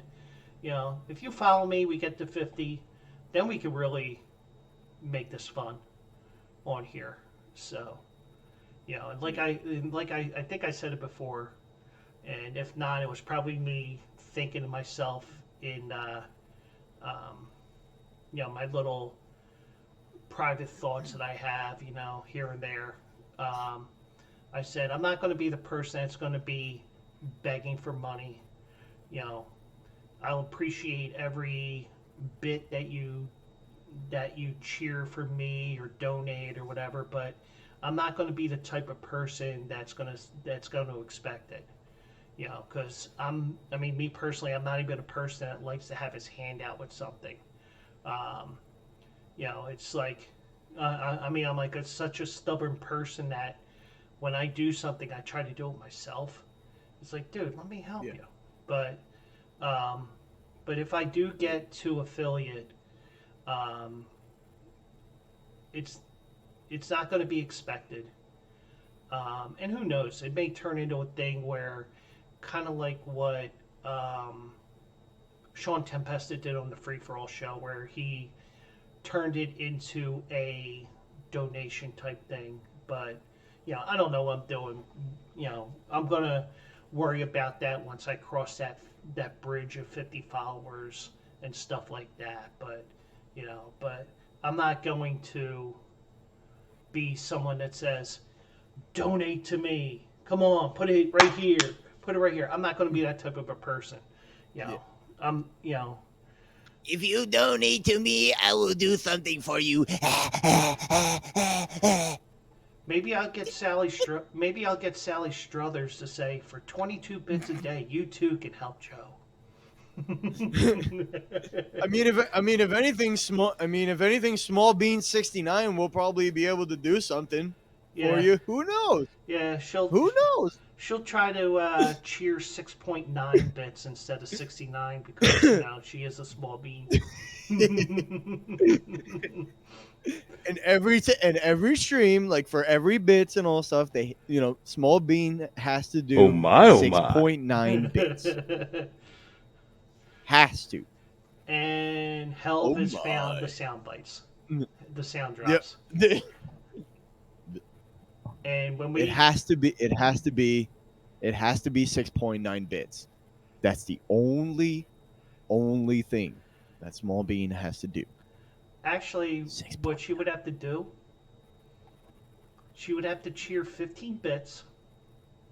Since she can't do 0.9 bits, she'll have to do Oh. she'll have to do 15 bits, but she would have to type it in cheer 6, cheer 9. Ooh. Oh. Yeah. That. You never know. It could happen. Yeah. I mean, we don't know. We honestly don't know what Small Bean 69 is capable of. I mean, Yeah. they may, Small Bean may be, maybe the fastest horse around. I mean, Yeah. or shit, Small Bean may be the fastest running back around. Yeah. Who knows? Yeah. We don't know. We don't know much about what Small Bean 69 is capable of doing. Exactly. The Exactly. possibilities are endless. Mhm.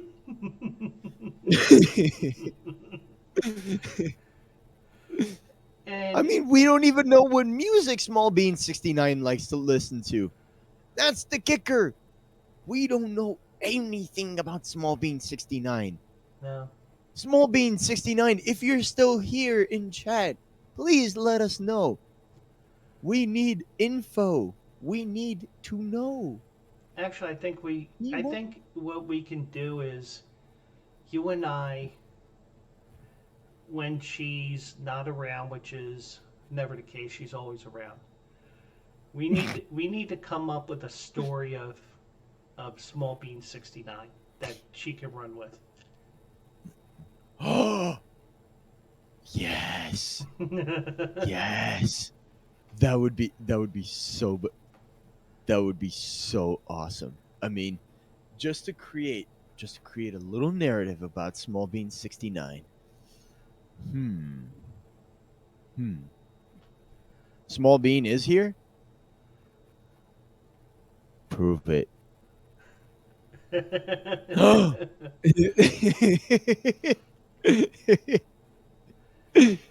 All right. So, we're going to do a one-on-one interview right now with Small Bean 69 in chat. Small Bean, we need to know who are your teams. Let's start off with that. um, That that could be another thing that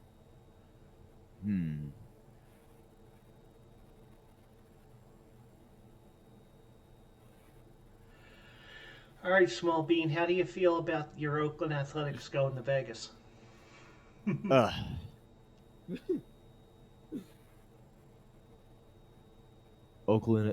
Oakland Athletics for starters. Yeah. All right. I think we got off the road. I think Actually, we started off bad with. since we have since since she is a Small Bean, maybe she's a fan of the Mexican soccer league because the Mexican jumping beans and stuff like that. Ooh. Ooh. You know, if Small Bean did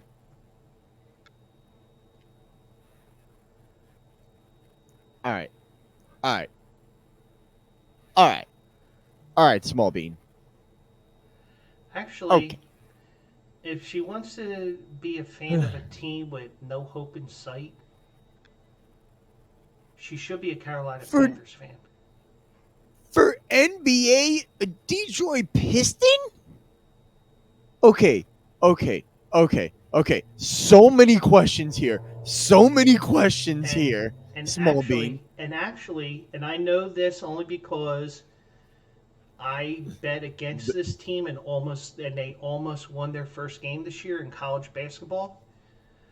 Not only does she get the Detroit Pistons, which are 3-40 or something like that, she can also have Detroit Mercy University as her college basketball team, who is 0-19 on the year.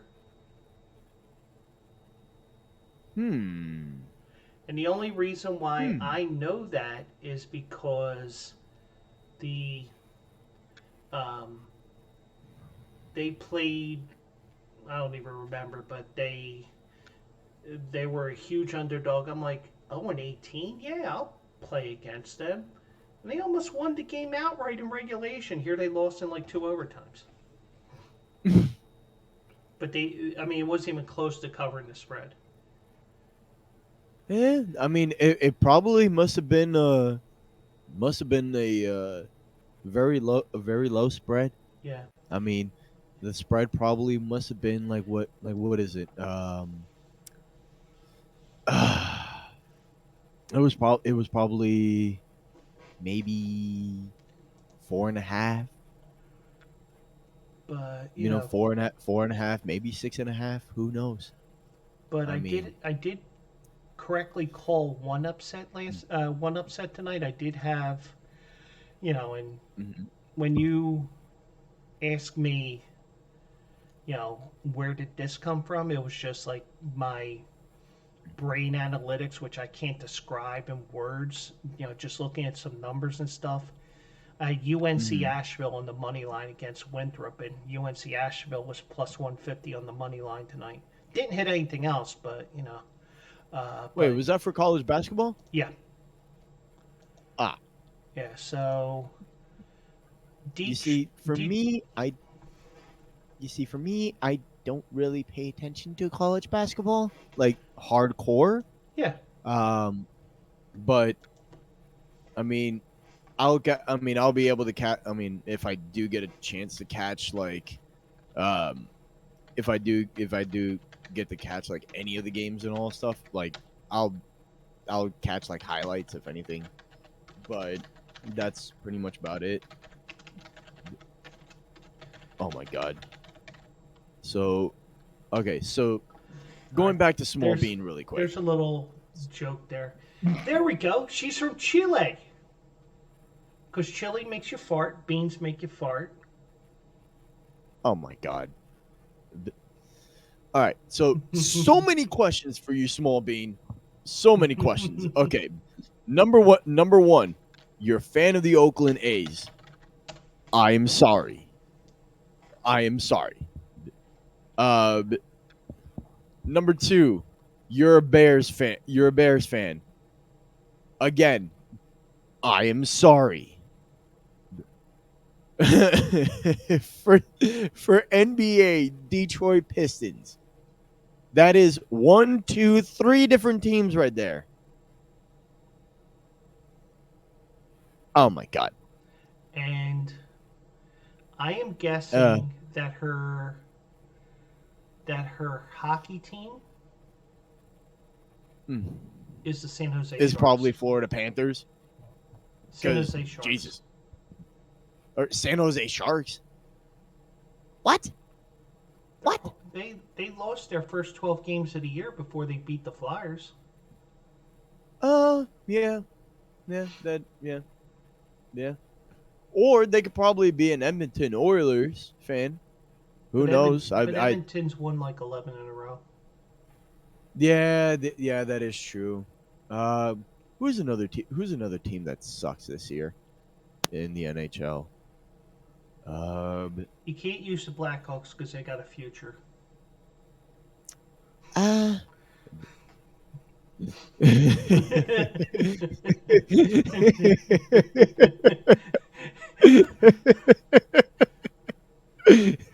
And just to let you know what we're laughing at, SJ's dog, I mean, Small Bean's dog just ripped ass.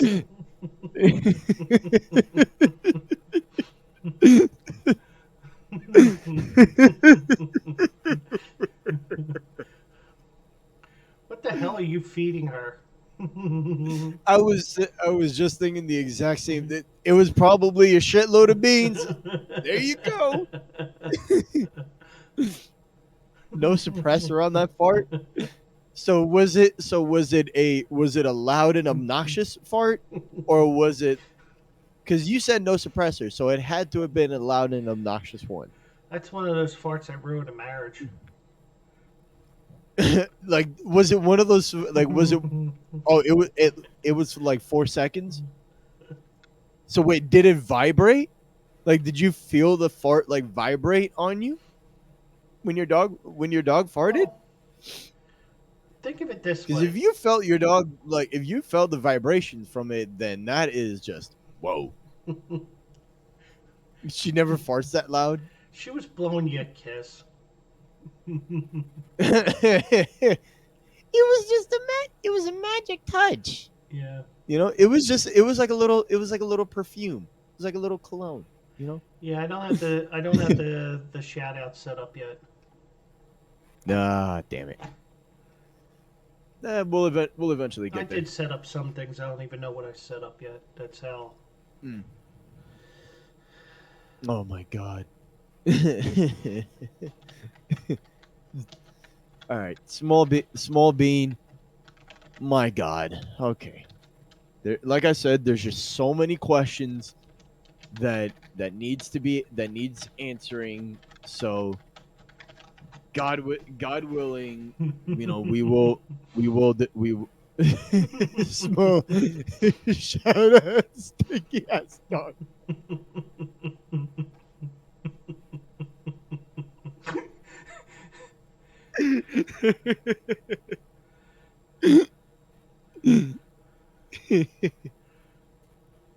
Fucking hell.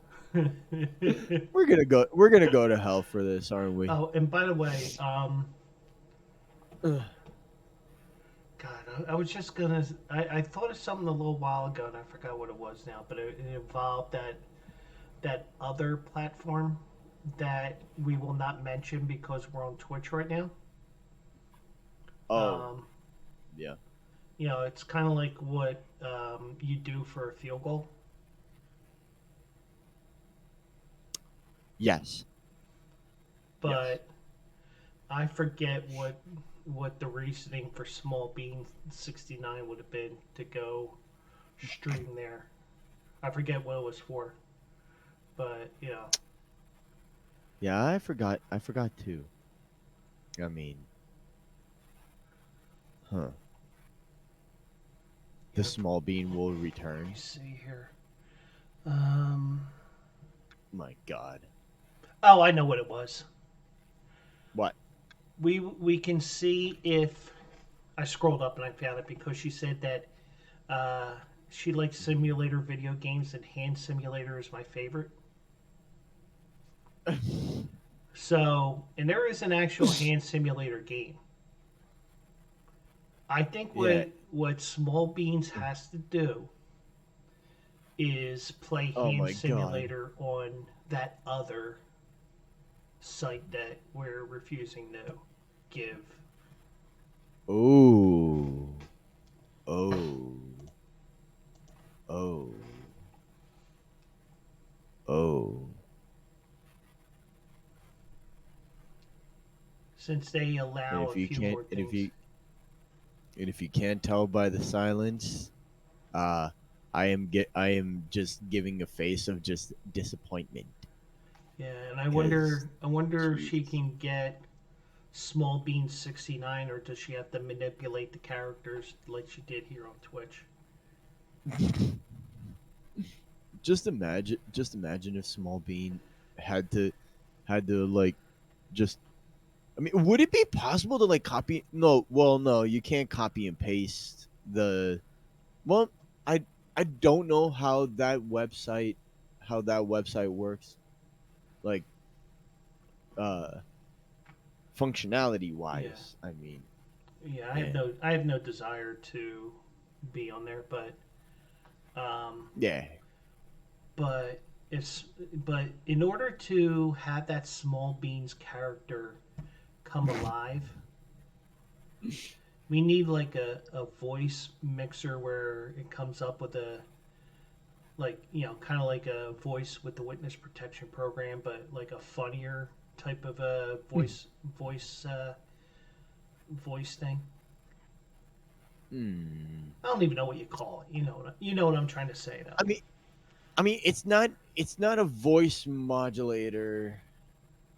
Uh, Auto tune. the That's auto. a good description.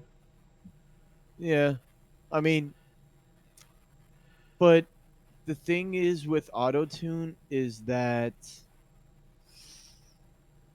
you can manipulate the frequencies on there to get it Yeah. to your desired sound. Um, but it takes a lot of modulation.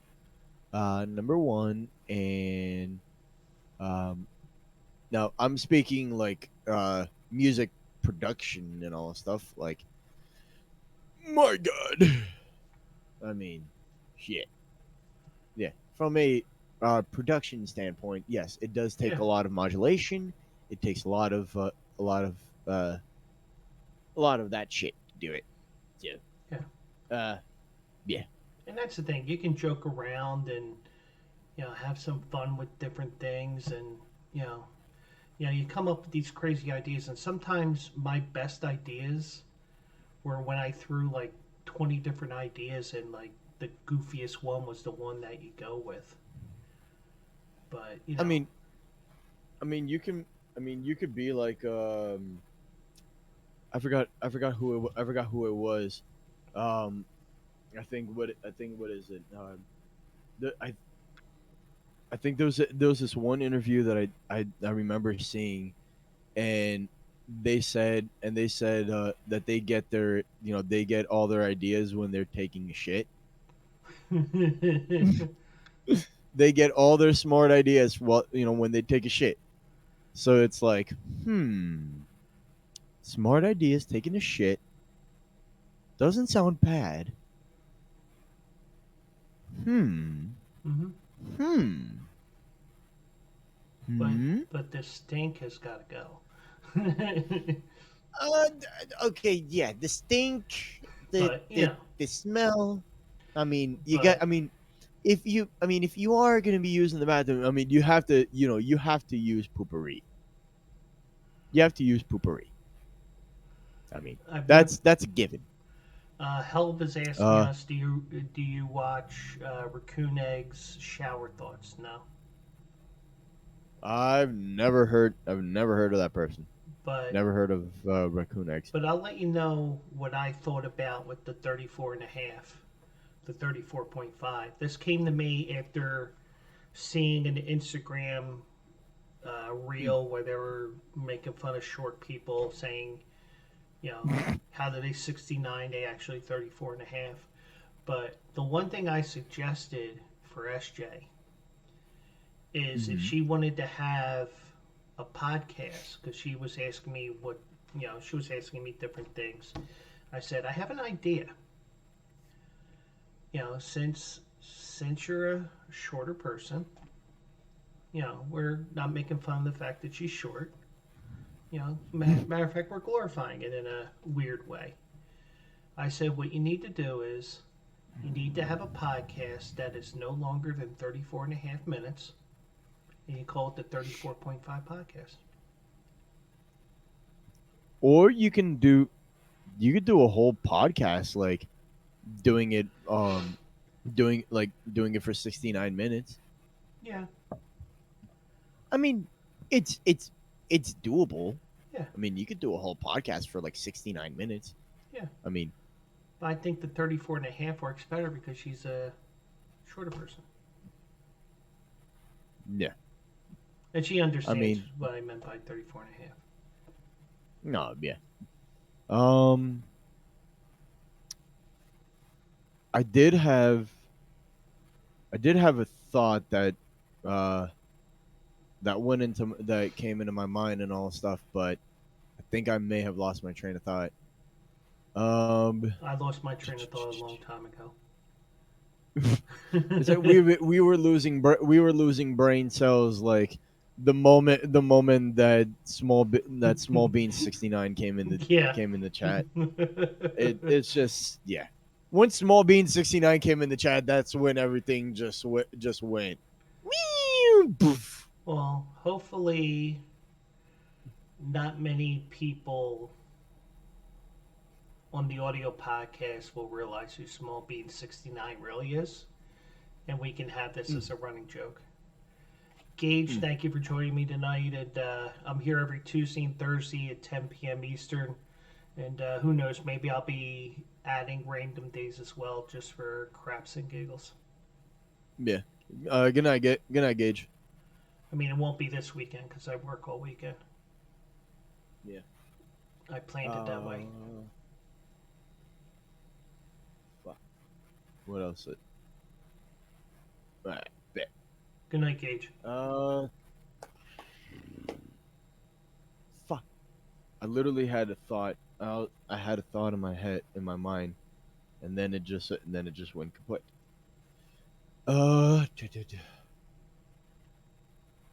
Damn it.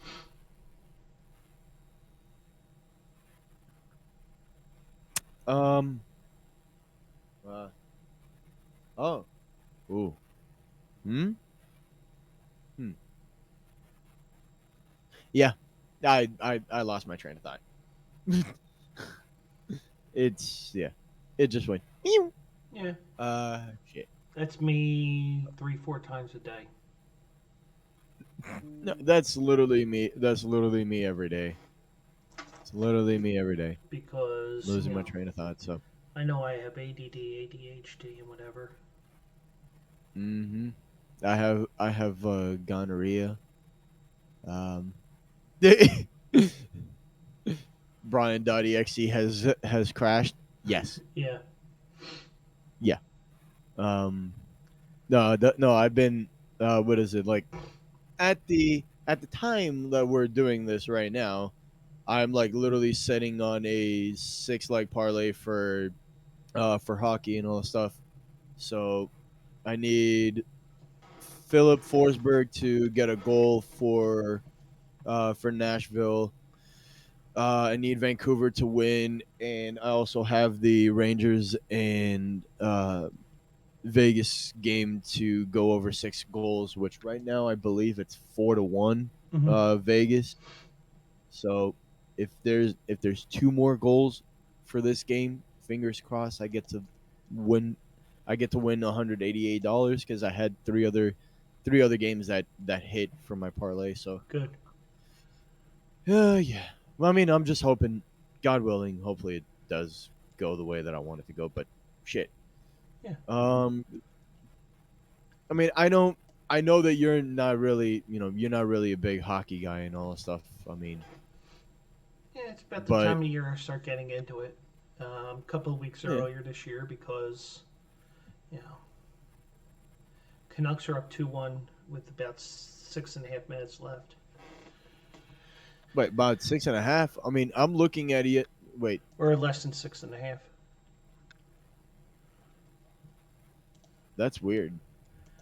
Yeah, so tonight's wagers Um, were not that good for me. mhm. Um,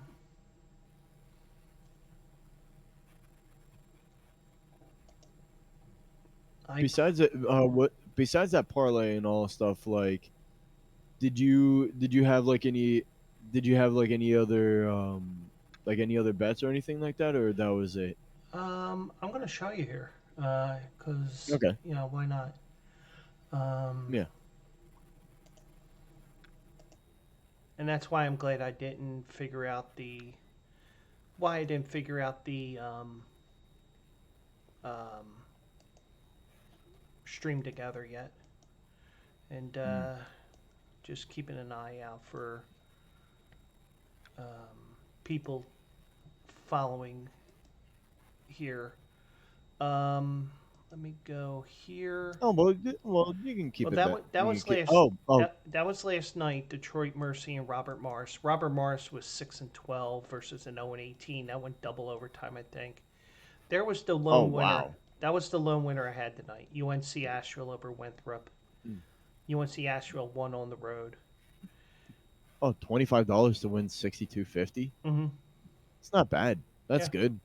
It's a good payout. So I And it try. was at plus one. And it was at plus 150. Now Holy shit. this was the game I should have played instead. Instead of Ah. instead of Florida Atlantic, who is the um, athletic program of Bleacher Brothers. Um, Ah. Green Bay. I mean, That was the one I should have played because it was 370 on the money line. ah. I mean, But it just. I mean, with that Florida Atlantic game, I mean, it it could have gone like it could have gone either way, you know. well, Wichita State had a But big lead at the half. That's why Florida State couldn't cover the oh, spread. that's probably Yeah, why. and And even then, like I, but don't you agree that that minus 15 and a half, like that would have been pushing it it was. a little bit too It much. was. And I think Florida Atlantic does get boosted lines because they went to the Final Four last year, and the AAC isn't that tough of a conference. But like for example, here I played a parlay for $25 that was point spreads. Florida Atlantic, Mm. obviously. Maine lost to UMBC, which hasn't done jack this year. Um, Mm-hmm. you know, when in doubt, go with Moorhead. That was an easy win for them. And with my analytics, which I can't really explain because I don't even know how to explain it. Mm-hmm. Tarleton State, which is I think in their third year transitioning to Division One basketball, they beat Abilene Christian tonight by 8. So Oh wow. now if I played these as singles instead, I would have made Mm-hmm. some money mainly because of the Green Bay one, which probably would have gave me um, about 115 bucks, That, 110 bucks. I think that's what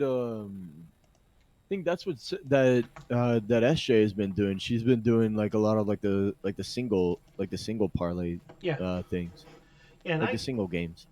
the thing is, it's a little, I mean, I can't, I mean, I don't even know how to put what I think into words because it's like, it's like, well, this team is giving up a ton of points, but let me see who did they play.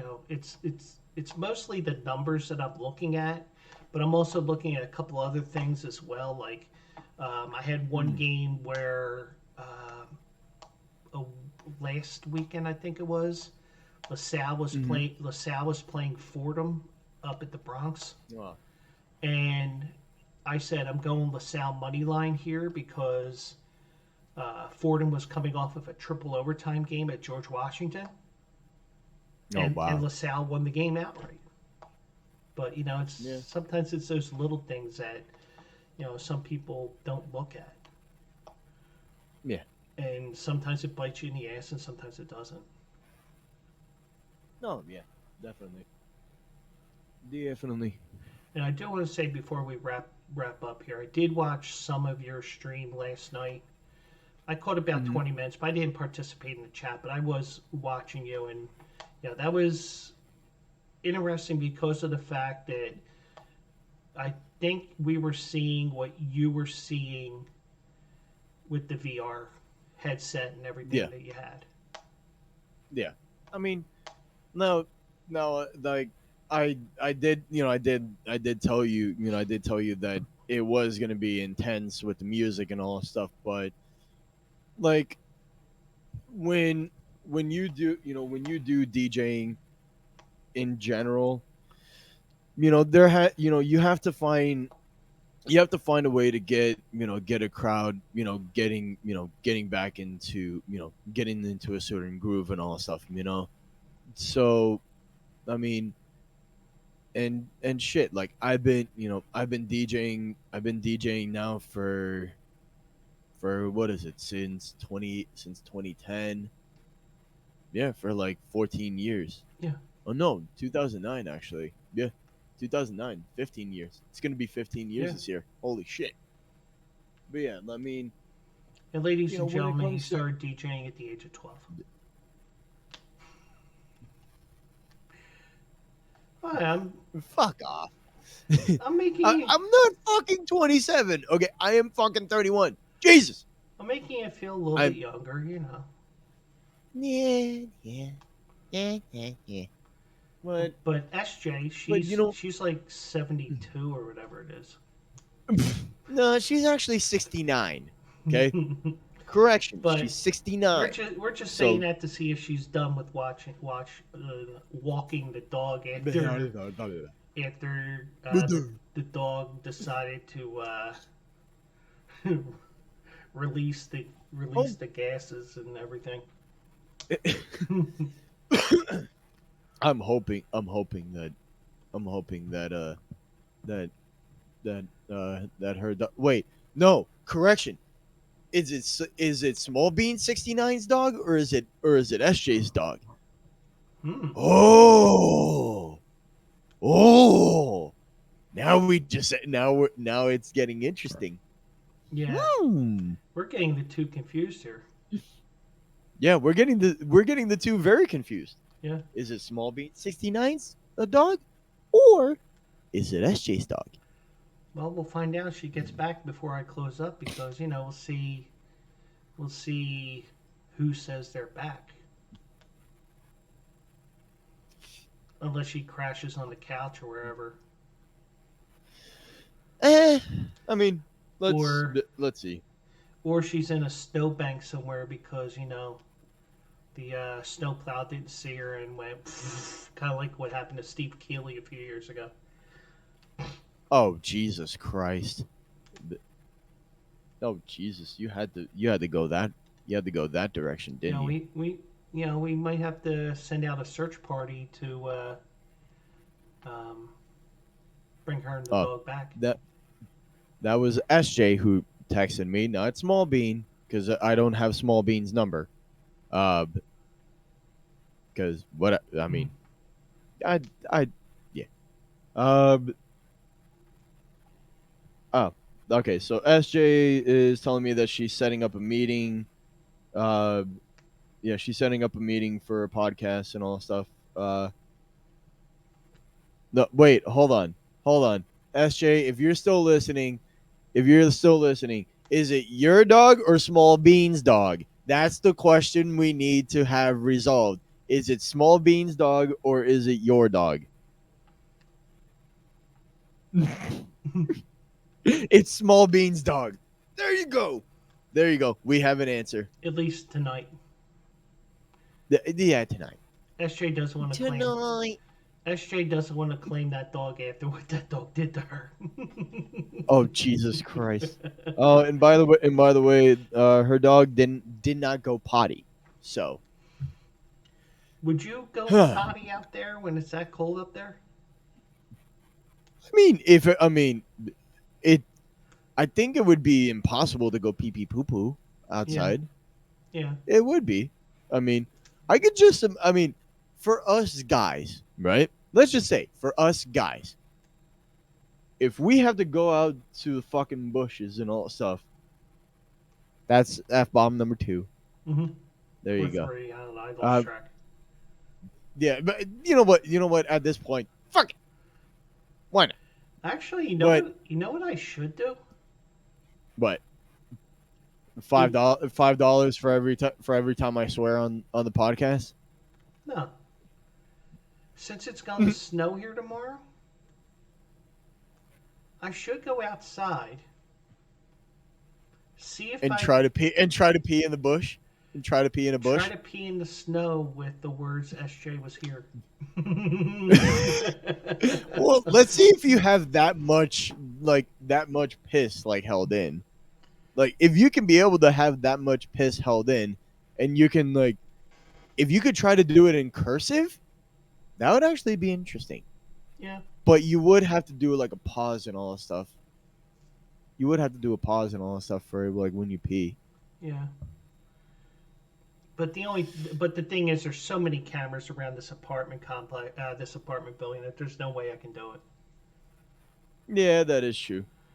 Because I even That is thought true. about throwing something at the apartment above me, Hmm. but because they're always banging and playing music and stuff like that. They're blasting music with speakers that are more fitting for a room that's 5 times the size of this apartment that I'm in. Ah, jeez. But Oh well, but I'm not gonna my do that. But I'm not doing that. yeah. SJ was here type thing. Well, it looks like my parlay, what is it? The Vegas and Golden Knights game. I had it over 6 goals. Hmm. It hit. It was at 6 on the dot. Hmm. So it was a push.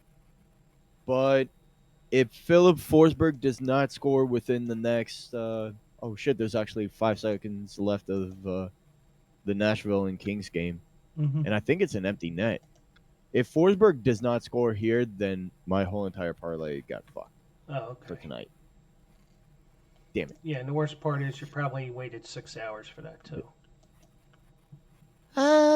Yeah, like literally, so funniest thing was is that I got home and all stuff from work, and I left work at, I mean, we closed at what was it, at 8 o'clock.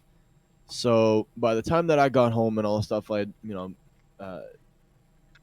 I I went to go get food and all stuff before I headed home, and then by that point, like I just like literally went to like put hockey on Hmm. ESPN Plus.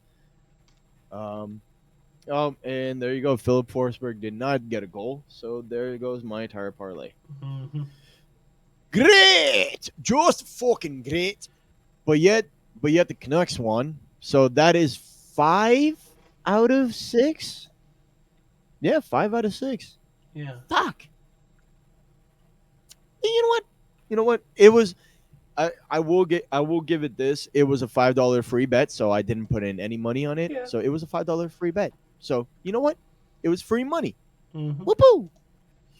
Woo! Um. All right. Yeah, I think we're gonna. I think we gotta wrap this up at some point. So Yeah. any Joe, do you have any closing thoughts by any chance for everybody? I mean, Yeah. I didn't want to Um, take over as a host, I so sorry. still haven't even written my article yet for tomorrow. My horse racing article. Ah, Because the original plan from the Daily Racing Forum was to have a race from Oakland Park in Arkansas. Now, they run in a national park area, so they can't mm, use chemicals to thaw out the track. They have to let it. They have to let it thaw naturally. So, with all the cold weather that they've been getting there, they canceled the whole weekend already, Friday, Saturday, and Sunday. So, no daily. shit. So yeah, so they canceled 2 weeks in a row, I believe.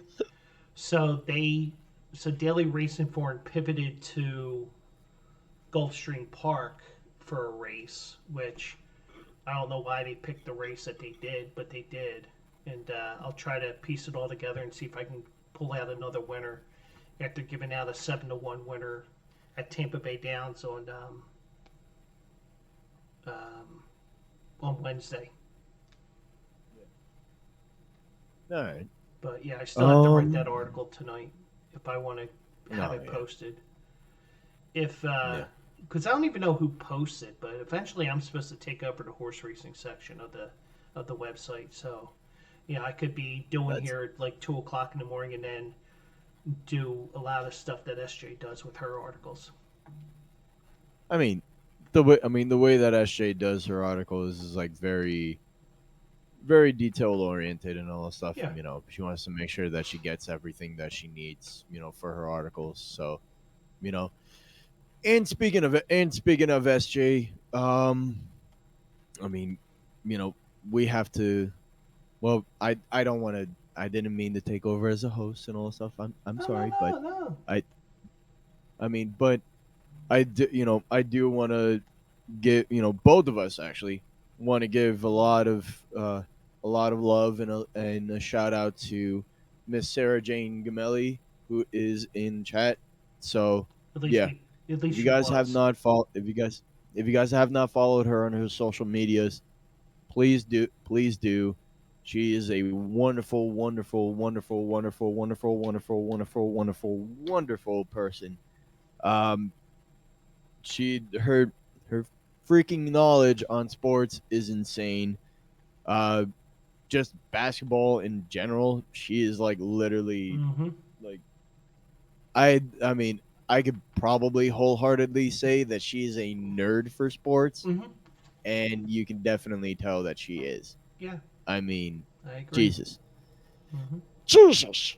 Mm-hmm. Um but yeah, if you haven't followed her on her socials, please do so. If you guys have the chance, go check out her articles on ballislife.com and on Celtics blog as well. Um she she does she like I said, she writes amazing articles, and yeah. Um Man, if you guys want to follow me, my name is it's DJ Brian. So the way that it's spelled in chat with BR1AN. So DJ BR1AN, that's me on Twitter. Yeah, on Twitter. On Instagram, it's DJ Brian as well. Yeah, you guys can follow me. Yeah, you guys can follow me on Twitter and Instagram on there. DJ Brian. Yeah. Mm-hmm. Uh yeah, yeah, yeah. Yeah, yeah, yeah, yeah, yeah, yeah, Okay. yeah. Oh yeah, and also please check out Joe's articles on his horse racing stuff. I mean, BleacherBrothers.com. there you go. bleacherbrothers.com. I mean, his articles are insane. There you go. And there's plenty of Bleacher merch. Brothers. There's plenty of merch there too as well. Yeah. I mean, go check out, go check out everybody. And also big shout out to everybody who joined in for tonight Yeah, for tonight. agreed. Uh we had a lot of fun going over like a lot of the picks and all that stuff. So yeah, Joe, if anything, I well Saturday I'm working I'm working all day 9 to Yeah. 7. So but I am off on Sunday, so that's at least that's a good thing, so that way I can be Yeah. able to watch I can Yeah. be able to watch games on Sunday. I'll be watching while I'm um working. Yeah. So, and if you guys have not and if you guys have not already, if you guys want to join the community that Joe and I are in, um just message any one of us if you guys want to join in our Discord community, which, which we're trying to grow, we're trying to grow and everything, so that way when SJ does come back to streaming, she will be coming back to like full force, ready to go, Mm-hmm. and it's gonna be a banger for sure. Yeah, and I'm Um, and I'm working on mine, and one of these days I'll sit down and I'll spend more than 15 minutes on it and get everything all set up. I'm just well, if you need help yeah, setting up like a Discord and all stuff, like I will gladly help you out with it. yeah, because I started it out, but I'm changing things around and stuff like that, changing the ideas in my head and stuff like that, of things I want to do. No, yeah, for sure, Yeah. for sure. Yeah, so I do want to thank everybody that joined me, and Helv even is offering for assistance on the Discord.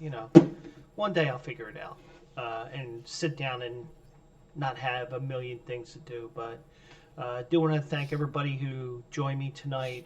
Helv joined us. He became a follower tonight. Gage He went bye-byes, but he joined the followed tonight. Small Bean 69. We got to work on a backstory with that. SJ You joined definitely us. have to make up a backstory for sure. I think that's everybody, right? And thank you to Brian for joining me as well. And we will do it live. I'll do it live again on Tuesday night, and we'll see what comes up between now and then. And Thursday night we'll probably go through the NFC Championship games and maybe a bonus stream next weekend because I'm off. But it is going to be a busy. It is going to be a busy horse racing weekend for me because I think there's 2 Kentucky Derby prep races, and there's also the Pegasus World Cup Invitational at Gulfstream. I have a feeling I'm going to be writing like crazy on Thursday and Friday leading up to the Saturday race. And this weekend we have the LeComte Stakes, which is on the Louisiana Derby Trail. I'm probably going to write about that for Saturday. So, Oh hell yeah! yeah, just follow me at Joe Quills. All the information is right there on the screen there. That's why I put it there. Thank you, Camo Program, because I was like, oh, and I found it accidentally, and I like it. So, anyways, that's going to do it. Brian, thank you so much for joining me tonight. And anybody who wants to join me, twitch.tv/Joe Quills, and I think I know how to set this up for the streaming together for next time because I'm an idiot. But anyways, thank you so much for joining me, everyone, tonight, and thanks you for those that are going to be watching this after the fact on YouTube or watching it on demand here at twitch.tv/Joe Quills, and those listening on the Philly Guy Speaks podcast. I'm running out of time here. I got about 11 minutes left. I'm going to pretend that I'm a manager and say I'm giving you the time back. Have a great night, everybody. Catch you on Tuesday here on the Philly Guy Speaks here on Twitch. And just a reminder, we are part of the Bleacher Brothers Sports Network. Check bleacherbrothers.com for all your sports needs.